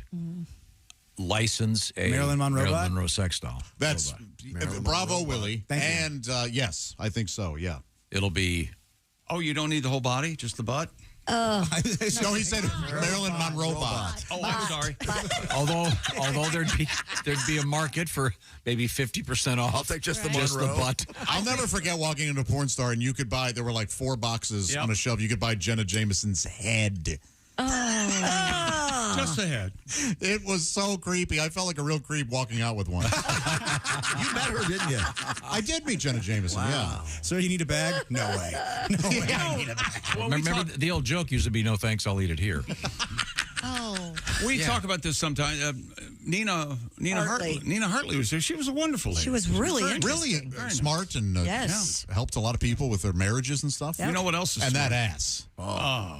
Just amazing. Should be in the what else is She Smithsonian. was the first person that I ever met that had a wife and a husband.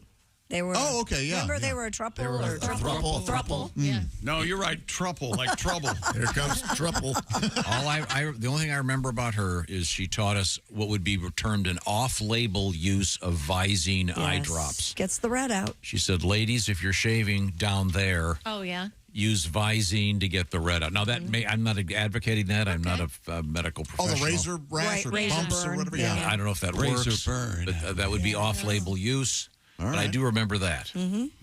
Now, it's time now for one of our famous quizzes. Time for the game show. Another round of What Will Chick Pick? Sponsored by our good friends at Silac. Insurance, check the rules. Very simple, of course. 2 scenarios. You pick either A or B. You got it? Ready, go. Okay. You're retired. You spend all day rattled about the recession, worrying about money. That's right. A. Or B, you just have money directly deposited into your bank account on a regular basis. That one's hard to beat. I'm going to take B, Tom. That's right. Chick McGee, or should I say Direct Deposit McGee? That's right. Direct Deposit Double D. That's me. I'm old Double D McGee, retired, sitting around watching the big screen TV, ordering food, breaking down boxes, shopping. I've never had a better life. Is there a catch? No, there's no catch. No catches? Not with Silac. You can have the possibility of earning immediate interest. You can spend your retirement time with more confidence. It sounds like great cans. There have to be some cans. 1. Oh. You can't outlive your money. Silac, huh? Silac, S-I-L-A-C. Get all the info at SILACINS.com/Bob and Tom. Silac Insurance Company. Head to the mailbox if you want for that check, right? Online, SILACINS.com/Bob and Tom. That's SILACINS.com/Bob and Tom. And be like Direct Deposit McGee. Thank you very much. Coming up, we have... believe it or not, for the second time in a few days, we have more loose animals at Cedar Point Amusement Park. This is the Bob and Tom Show. Comedian.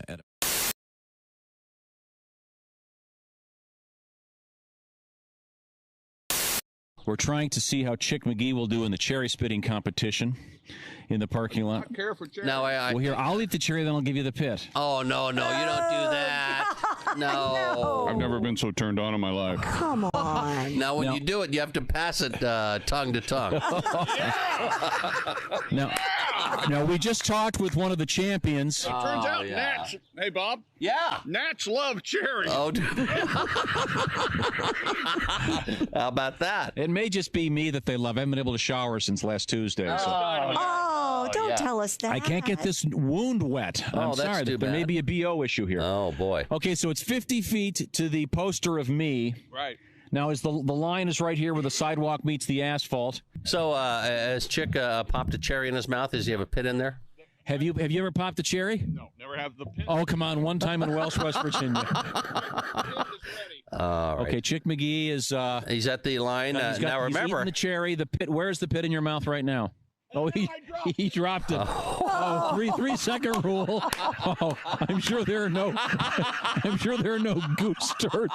Netta, he put it back in his mouth. Oh, this is where the geese poop all the time. Oh, yeah. No, they pooped on the other side. It hasn't rained in 3 months. Okay, now, is there a line that Chick he can't cross? You can't cross. Plant your feet. He's got to get a toe on the line. You predicted you could spit it how far? 30 feet is what you...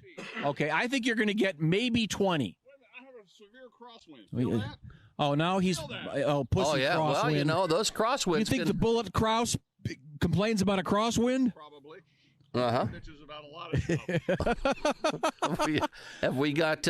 Okay, go ahead. Do we have our measuring tape? It's already marked on the pavement. Okay, ready? Go ahead. It's off, and... Where'd it go? It got to the second blue tape. Which is how far? Is that? 20 feet. 20 feet. Oh. That's how you. That's You what said 30. There's a significant difference. Okay, now Chick is leaning back. Now, are you folded? Is the pit folded into your tongue? Remember, he said the key is lung power and getting a vacuum seal. He just spit. No. How much? What do you think? What is that? That's short of 20 feet. Short of 20? Okay, short of 20 feet. It's getting worse. Again, what? I think you need a... Yeah, Tom, put your money where your mouth is. I never said I could do this. Oh, yeah? Come on. Come on, These cherries spit. been washed? Come on, Chick. Chew up a cherry for him. They've been washed. Feed him like a Free-range bird. cherries. Haven't you seen them wash them at the store? Okay, go ahead, take over. Oh, boy. Oh. Breathe through your nostril. You look like... Jeez. You look like some bad lawyer at the turn of the century in court. Your Honor, I've never known my... Oh, he's ready. Have you swallowed the cherry meat? No, what's the technique here? You roll your Spit tongue. it. Can you roll your tongue? Spit. I'm afraid I'm going to swallow it and choke. Just spit. Now, we could only hope. Oh, my God. That didn't even go 10 feet. Here comes Christy Lee, ladies and gentlemen. All right, now we have a gal with She's got on her Daisy Dukes. great lung capacity. Okay, let me get this microphone down here in front of Christy. So Mhm. Smallest tongue I've ever seen in my life. Okay, well, all right. I can't do this. I don't think I'm going to be very good. 3-year-old tongue. Oh, yeah, 18-year-old tongue is what Thank I meant you. to Well, say. every- the all line, models The on line is the where age. the asphalt meets the cement. He's out here with his cane. Oh, I'm sorry. I'm injured. Do you mind? Okay, step up. You can't take a running start. All right, is Christy eating a Christy cherry? has kind of a controversial stance, Bob. She has her feet staggered. Okay. And now the technique, Christy, you're supposed to go up and down like you're doing jumping jacks. Remember, it's braless day. That's right. It is braless day. Okay, here we go. Christy leans back. Can she spit? No, you can't make her laugh. What was that? 2 feet? Was that? How far did that go? 6 feet. Okay. Uh-huh. I think she got a little on her chin. How are we on time, Bob? We don't have a scorer's time clock. Well, we have about 1 or 2 more minutes here. I've never been a spitter, Bob. That a girl. That's what I like about I think those Christy Lee, I've never been a spitter T-shirts might be a big item for the store. Hi, this is Chick McGee from the Bob and Tom Show. Thanks for watching this morning's show. To listen, just go to bobandtom.com and check out the list for a station near you, or stream the online radio. You were telling us about some porno star in San Francisco. Yeah, he's taking the name Ricky Ricardo. It's just unbelievable. That's oh yes, I'm Cuban Pete. I've got 10 pounds of hanging meat, and every time I go jay chiggy boom, jay chiggy boom, jay chiggy boom. Oh yes, I'm Cuban Pete. Mine goes halfway across the street, and every time I go jig jiggy boom, jig jiggy boom, jig jiggy boom. Hey, senorita, how would you like a big burrito? It's very nice, so full of spice. Hey, why don't we go down to my place in San Francisco? I'm hard as metal. Just ask Fratanata. Oh, yes, I'm Cuban Pete. Just bend over and grab your feet. I'll show you how to jig jiggy boom. Jig jiggy boom, jig jiggy boom. Cuban Pete. Bravo, bravissimo. Lucy, I'm home. Hey, welcome back to the Bob and Tom Show. Hello, everybody. Hi there. Hi, Chick. Hi. Didn't get a hi out of some of you, but I appreciate that. Hello, Tom. Hi, Chick. Chick. How's it going over there? Time for a quick palate cleanser, ladies and gentlemen. Is that right? Oh, that's right. You're feeling pretty good right now?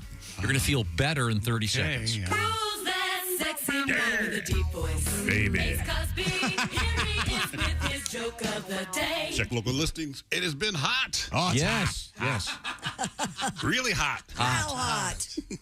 I saw a chicken lay an omelet. Oh, that's hot. Could you imagine? Oh, I love it. Could you imagine? Ace Cosby's Joke of the Day brought to you by Sleep Number. Sleep better together. Save now on a Sleep Number smart bed only at a Sleep Number store or sleepnumber.com. He was laughing. I was not. Absolutely not. You laughed a lot. We have it on video. There we go. Can't deny it. All right, you caught me. So far, I pissed on the floor and laughed and not have been aware of either one. Right. You're really doing a lot this morning. You think you did that? I don't know. I can't say yes or no. I think someone was doing a... I can't imagine pissing that amount and not knowing it. That's someone, but the way it was congealed around the base of it wasn't congealed. It was just laying there. No, it doesn't look like a splash. Was it around the stem of the toilet? Yes. Is that What you're he's saying? trying to say, it looks like someone aimed to the area where. No, I'm saying someone must have been sitting down and it must have come over the top because I have not sat down today. Came other over than, the top. Because if you had urinated on the floor, it would be all splashy. And when you saw it, it had dissipated a bit. You saw it, Josh. It looked like Yep. It looked like someone took a decanter of urine and poured it. Imagine if your toilet overflowed. Oh, yeah. This is what this was sort of the result. It wasn't splishy splashy. Was the seat down or up? I wasn't there when it first happened. So Somebody was sitting down. and maybe they accidentally peed between the lid and the bowl. I went down there to pee and It has happened. Yeah. I don't know how your guys' equipment works. Well, if you have a microscopic penis, it's possible. Pat, give her a look. See, So what you're saying is we're going to have to do a police lineup of just male members. I don't know why. No, we tried that one time and it failed miserably. I could guess them. I bet you I could guess them. I bet you I could guess who's belonged to who. Wow. Yeah. A blind guess. Well, Shut up. For one thing. So wait a second. You're saying You started it. Counselor, she started it. Yeah. So you're suggesting that if it were possible to do photographs of the various male genitalia Without anything else. You can't see anything but that. Yes. I mean, does Ace even have to bother? No. Yeah. You're excused, Ace. I think two of us are excused. Yeah. Yes. Ace, are you cut in the English way? Oh, why would you ask somebody that? I'm sure you're circumcised, Ace. Yes. Yeah. How are you sure of that? It tasted like it was. Well, What does that even mean? See, now the sad part about that is he's going to take credit for that being so funny because he asked you the question. I threw up an absolute lob to Josh this morning. Okay. Jess, you probably tell mine. The John Mayer tattoo kind of gives it away. Right. My Well, body's no, on I the- would imagine that there. I think they look like the guy. The general coloring of the person would transfer there's down to the no, penis. I've Yes. seen a two-tone before. No, that's true. Okay. Yeah. The parfait, if you will. You want to shut up over there? Sorry. We I have an don't idea. know. Oh, look at this. I got papers in front of me. I can read something. Hey, there we go. Change the subject. Okay. Here we Dear go. Tom, you idiot, when you're in the hotel room, your phone has a flashlight. Yeah, I know, but... I'll bring But in. who wants to fumble with that? Do what you... I have a little nightlight tiny thing one that you works. It goes just right into the, that you just plug in. It's a travel It's an LED. It doesn't have a bulb in it. I'll just give it to you. No, I'll go buy one. Everywhere I go, I can see the ground. I'm just saying, in a pitch black hotel room. I don't use it. I just have one. That's how much money I have. I don't even use it. Nope, don't leave use the it. light. Leave the light in the bathroom on and close the door. Ace, Little the light in the Door crack. bathroom was it was so bright that you'd open the door to like you're entering some kind of oven. It's not an easy bake oven. Well, no, it was like one. We're approaching a point of the conversation where you're more worried about being right than making this entertaining or fun. That's true. That happens all the time in the show. Okay, Christy, what have you got over there? Just days after two camels escaped at Ohio Cedar Point, several goats were spotted roaming the amusement park. So funny. Get some dates. See the point. Sandusky, Ohio has many fine companies that sell fences. Yes. Videos shared online show multiple goats escaping the barnyard petting zoo through a hole in the fence. Multi-goat. Park's director of communications, Lucky it Tony wasn't Clark. the Bears. Wait a minute. What's the guy's name? Tony Clark. Oh, all right. I thought it was Stony Clark. No, it's Tony. Sorry, my fault. Hey man, is the gate shut? Hey man, the goats are loose Did you again, see the man. photographs of the camels running down the midway? We're talking about goats. I know, but it was camels first. They confirmed the incident to WEWS TV. Oh, that's in Cleveland, And- Channel 5, I believe. They are in contact with the Honey Hill Farm, the farm which operates this and staffs the barnyard, to discuss the incident and actions that are being taken. Mr. Clark said 24-hour surveillance of the area is among the measures being considered. Do they think somebody's doing this on purpose? Maybe. Pat, you have a song? Of course I did. Ventura Highway. Oh, sorry, go ahead. Two camels and goats are running out the gate of a petting zoo. This summer is fast becoming a crazy one for me and you. Gotta get locks on it. Cedar Point is letting us down. Camels first, now the goats. What if you went that day? Found camel tracks on the ground. Now Tom has an excuse to play camel dog. Loose goats in Ohio. What's next? La la la la la la llamas. Llamas next after the goats, yes. Loose goats in Ohio. Sing along now. Loose goats in Ohio. How many more? Loose goats in I would apologize to Mr. Young. Nanny's, Billy's, and Little Does. I said, loose goats in Ohio. Thank you very much. Kind of fell apart at the end. Okay, very good, very good. A British farmer has been reunited with his Rolex watch 50 years after he believed it was eaten by a cow. James Steele said he lost the watch in the early 70s when he realized the watch band had broken while he was tending to his cattle. The 95-year-old told the BBC the cow could have eaten it with a mouthful of grass, according to the vet. That's what the vet told him. But a half a century later, metal detectorist Liam King found the watch in Mr. Steele's field. Though its face has turned green and it no longer works, Mr. Steele said he's most grateful to Liam for finding his beloved timepiece. Mr. Steele said, I'm not going to bother getting the Rolex fixed. It'd cost a bomb to repair, but I'll make a lovely keepsake out of it. I've never heard that term. I haven't It would either. cost a bomb. Cost a bomb. Costing a bomb. But they assume that the Rolex was eaten and then pooped out by a cow?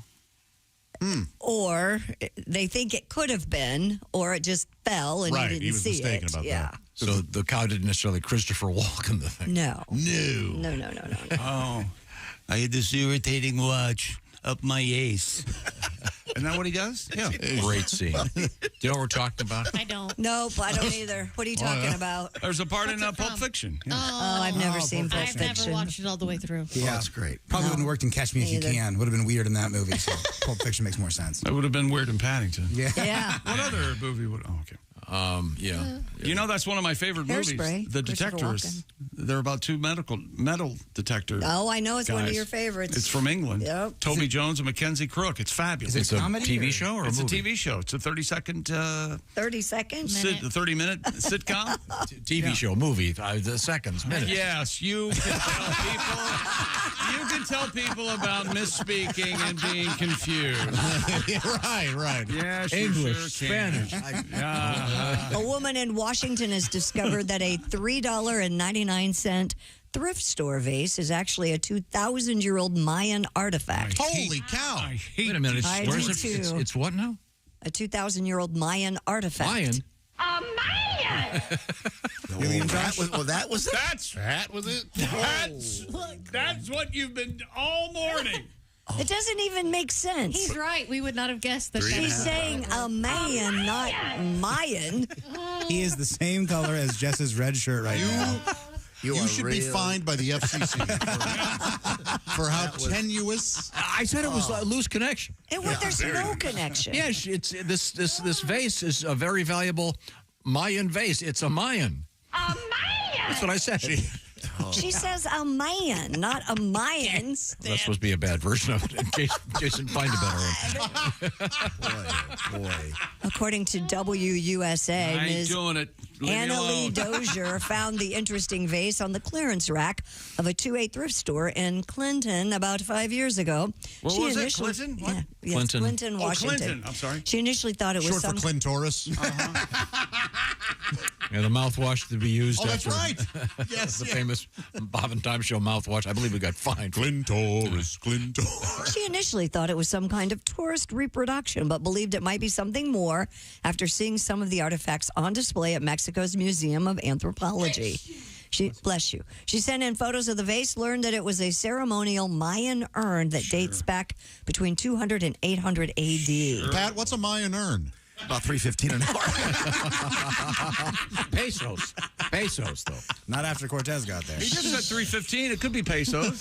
Ms. Dozier has worked to have the vase repainted and participated in an official ceremony. No. Repatriated. Oh, patriated, sorry. Big difference. During which the I was vase. going to say, why would you repaint this? We found this. At last, I finally got to repaint it. We found this Man, valuable was it ugly. antique French piece of furniture. We're using an antique kit to. Well, they do that a lot. And participated in an official ceremony during which the vase was returned to the Cultural Institute of Mexico Yeah, that's a in great D.C. story. You know, when I was a kid. This is important. All these museums are full of stolen stuff, and they're giving it back to the people it belongs to. She just feels bad about pouring the ashes out of the twins that had been sacrificed. Oh, my Twins. Twins. They were 80-year-old twins.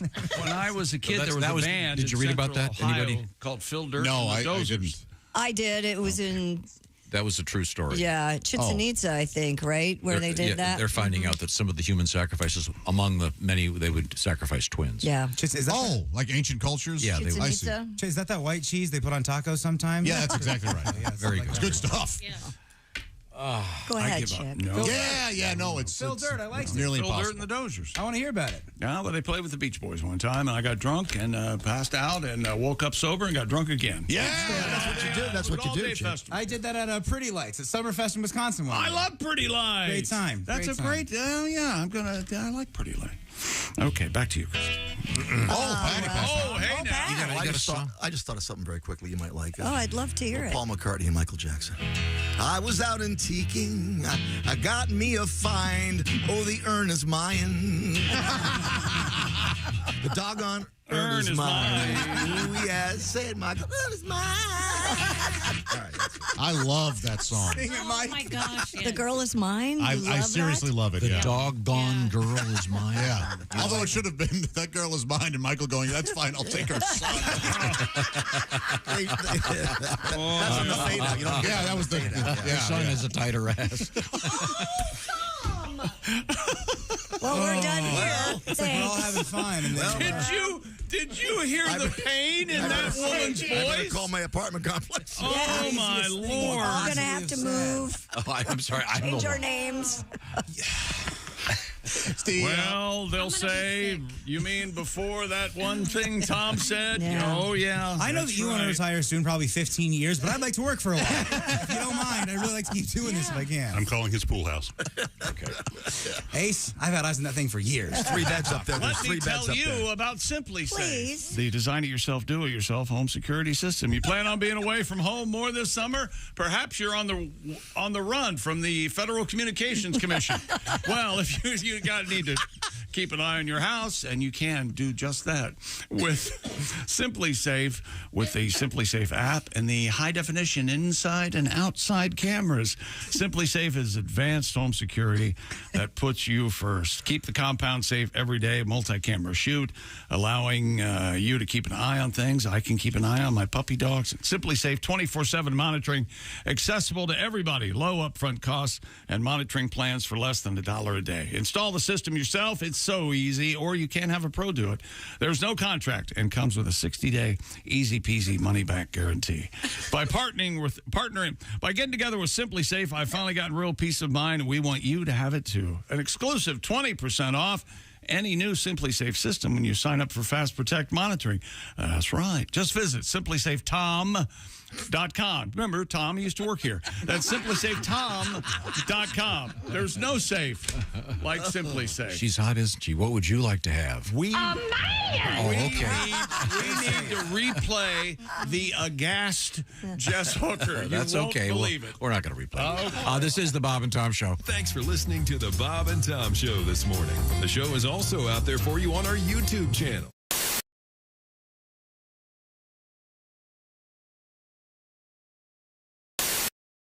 Hey, hi, it's Tom from the Bob and Tom Show. Miss some of the show? Become a Bob and Tom VIP and subscribe to the audio and video podcasts. The Bob and Tom Show, on air, on app, and on demand.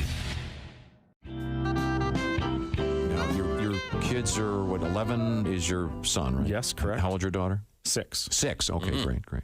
Yeah, She still gets away with stuff, probably. 6 years old. She's so funny that I just refuse to punish her for anything. Right. She came up from kindergarten one day and she goes, "Dad, Stacy and I were playing catch and she hit me right in the balls." She only has an older brother. She's only heard that area referred to as that. A good dad would tell her that she's wrong. I am not going to do that. I have chosen to use that to my advantage. She'll be on her first date and making out with some dude and she'll be like, "Touch my ball." Guess who's done making out? Until at least college, because now everyone in high school thinks she has balls. Thanks, Facebook. Best daddy. Goodbye.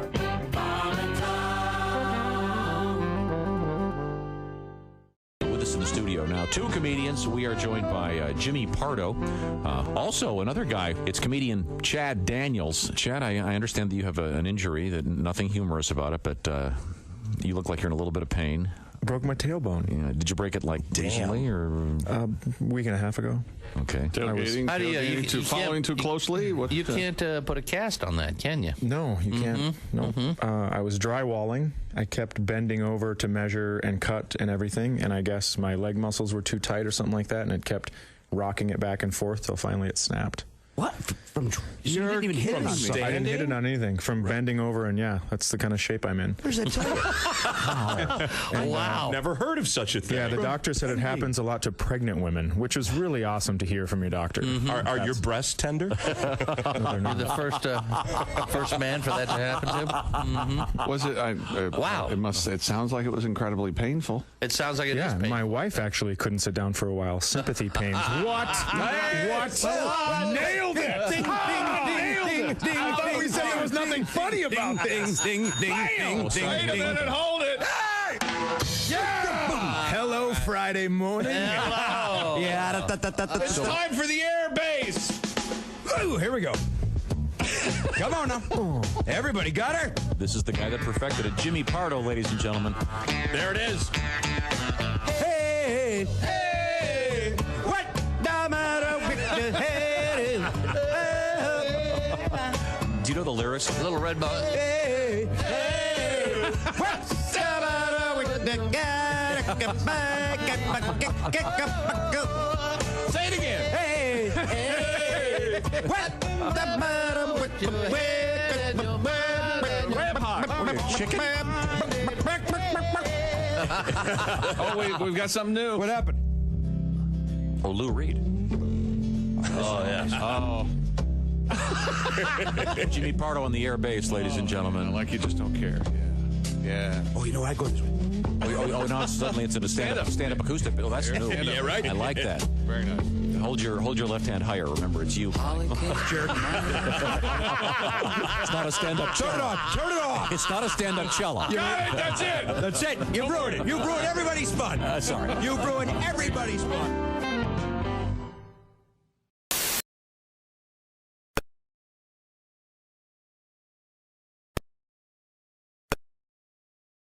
Friday, Spencer Warren to prepare his float plane when he discovered the calf was trapped.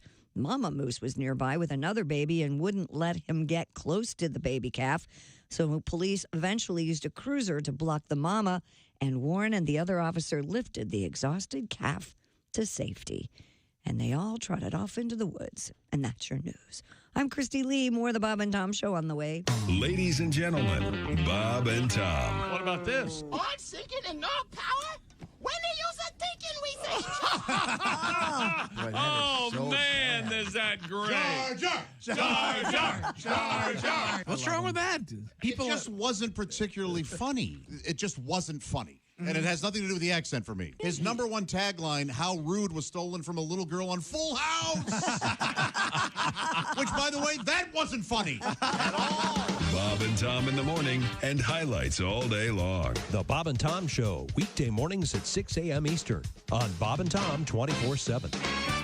You know us. We're Amish Bell. No poles, no wires, no phones, no nonsense, no shiny objects. Amish Bell. And now, new from Amish Bell, the Amish answering machine. Hello, Graber. Are you there? Hello, this is Graber. I cannot come to the door right now. I'm picking out my wardrobe for tomorrow. Please leave a message when I yell the word beep. Beep! Graber, this is Carl. Listen, I have front row seats to a barn raising.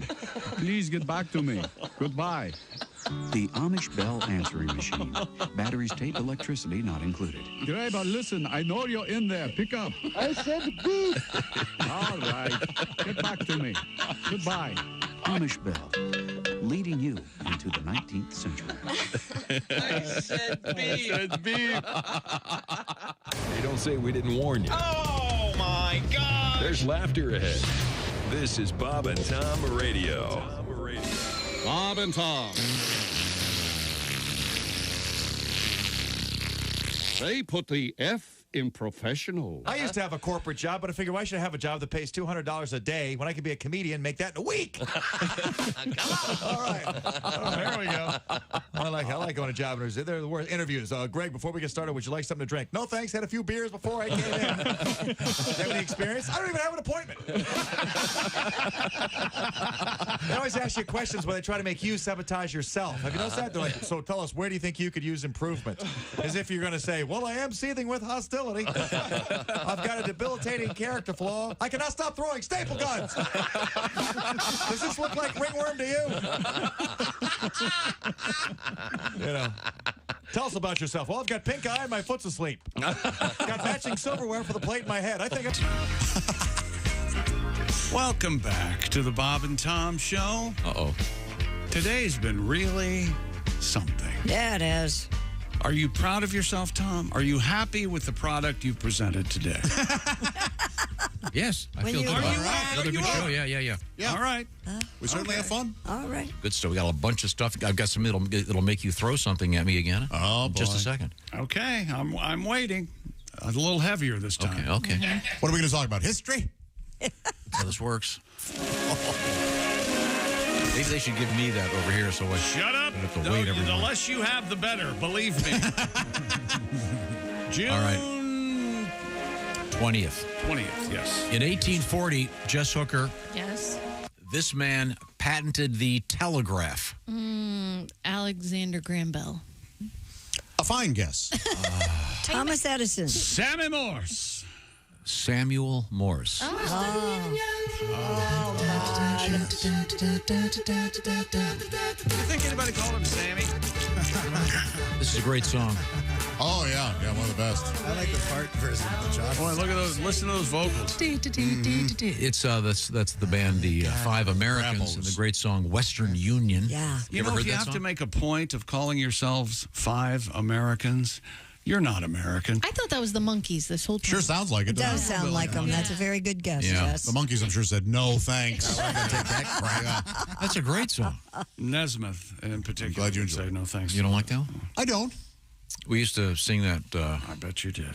We used to sing Western Nudist Oh, because there was a magazine called Western Again. Nudist. Oh, really? Is that the beginning of the circle jerk or after? So when I talked about it years ago, and a guy found a copy and sent it here. And no longer in publication, huh? I don't know if they still make it. What's very what's the word I'm looking for? Disturbing Yeah. is when you see the whole family okay. at the nudist ranch. Yeah, the Bears Association or whatever they're called, they used to send chick subscriptions Oh, and magazines yeah. all the time, and I would leaf through those. As in, like, big gay men? Yes, Bears? yes. Bears. Yeah. Those Fan bears. Magazine. Yeah. Yeah. Not honey-loving bears. Well, maybe they are. They like honey. I love the They honey. like Maybe honey. so. I want that honey. Did you ever get a telegram No. in your life? Anybody? No. Yeah, I did. Today- I got one.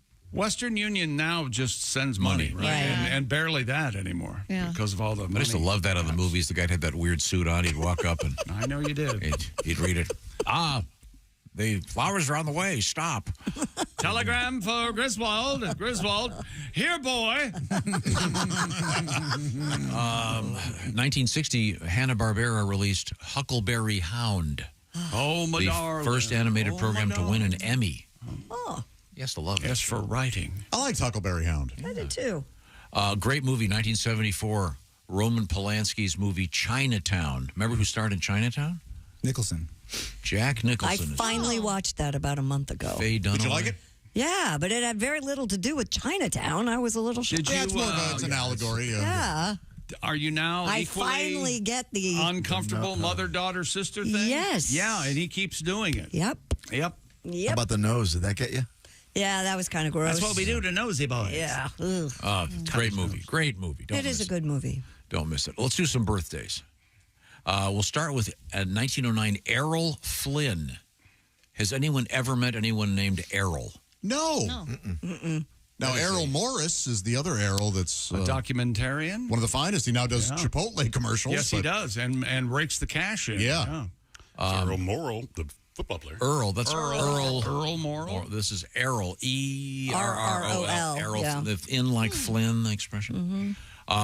Chet Atkins. Anybody know Chet? Well, sure. Chet Atkins, of course. Do you know Chet? somebody named Chet? Oh, do I know a Chet? Is that short for Chester? Yeah, I met a guy on the road one time and I asked him. It was Chester's Okay. Chet. Yeah. Chet Compton. Yeah, there you go, Chet. There was a convenience store down the road from what city was Springfield, Ohio. It was called Chet and Sis's. I know you go down there. Really, Chet and Sis's? Chet and Sis. Yep. 1925, the great war hero Audie Murphy. Anyone know an Audie? I know a woman named Audie. Really? Mm-hmm. 3 Sure feet do. tall. You ever call her an Audie? No. You should. Hottie? How about Hottie Audie? Audie. Is it short for autumn? No, her name is Audie. Oh, that's yeah. just it. When she leaves a place, does she say, I'm Audi 5000? I would too. Does she drive an Audi? It'd have to be Audrey, right? No? I thought Autumn. Her name is okay. Audie. I don't. Now we're getting weird last names. 1933, Danny Aiello. Aiello, yeah. He Do the passed right away thing. not that long. I think so, Yes, yeah. he did. Got every See, and do the right every vowel in the alphabet in his name. Or at least half of them. How cool. Okay. Everything but you was another way to say it. Okay, fine. Okay. 1946, Bob Vila, the proprietor of This Old House. Sure. Man, I love that show. That was I the did first too. one. That was the first one of those. It was He's the original. Yeah. Lionel Richie, 1949. Happy birthday. Lionel's got something's crazy with his face lately. I agree. Yeah, he lots of filler. He added some cheekbones. Or I don't something. know. I've never met a Lionel, I don't think. Lionel Trains. Lionel I Barry. have seen a Lionel train. There was a running back in the AFL called Lionel James, and I think they called him Little Train. He was a little running After back. Night Train Lane. Little scat back. Nope, doesn't have anything to do with Night Train Lane. Well, they were for a little train in reference to the big train, Night Train Lane. Nope. That's exactly what they were doing. Nope. That's, you know what? I can't argue. John Goodman is a pretty ordinary name. Yeah. Great actor. Nicole Kidman, happy birthday, born in 1967. She's never stepped foot in an AMC theater. I'll never believe that she goes to a multiplex. Could they have gotten someone with more negative charisma God. than Nicole Kidman? That woman, she is icy. What are you guys talking about? When you go see a movie at AMC, it's always her. It's the greatest. It's your prayer before your meal. It's That's how you awful. celebrate No, she where comes you in. are. You know the movies were. And there's a bad edit in it. Do you know where the cup is gone? There's like a drink, a soda cup, and then it's gone. Should be It's like, pulled. drives me nuts. You're looking for continuity here as like a nerd in Star Yes. Wars. Welcome back to the movies. Very attractive. Shove it, Kidman. Okay, this is important. And that pain feels good. 1975, a great movie, Steven Spielberg's Jaws, is released on this date in 1975. Doesn't hold up. Boring. Dated. Great movie. You guys are wrong. Sad, really. Terrible performances. Oh, fine. Dreyfus is eating. As the mayor says, nothing to see here. Remember, the mayor says to the nothing to see here. That guy's awesome. Searching Murray for Hamilton. searching for the chunks of Murray bodies. Hamilton. Thank you very much. Well, tomorrow we'll try to do better. remember half this show. Is what we do in the show. Thank you. This is the Bob and Tom. Still mad. This is the Bob and Tom Show. Send us an email, bobandtom@bobandtom.com. This is the Bob and Tom Show.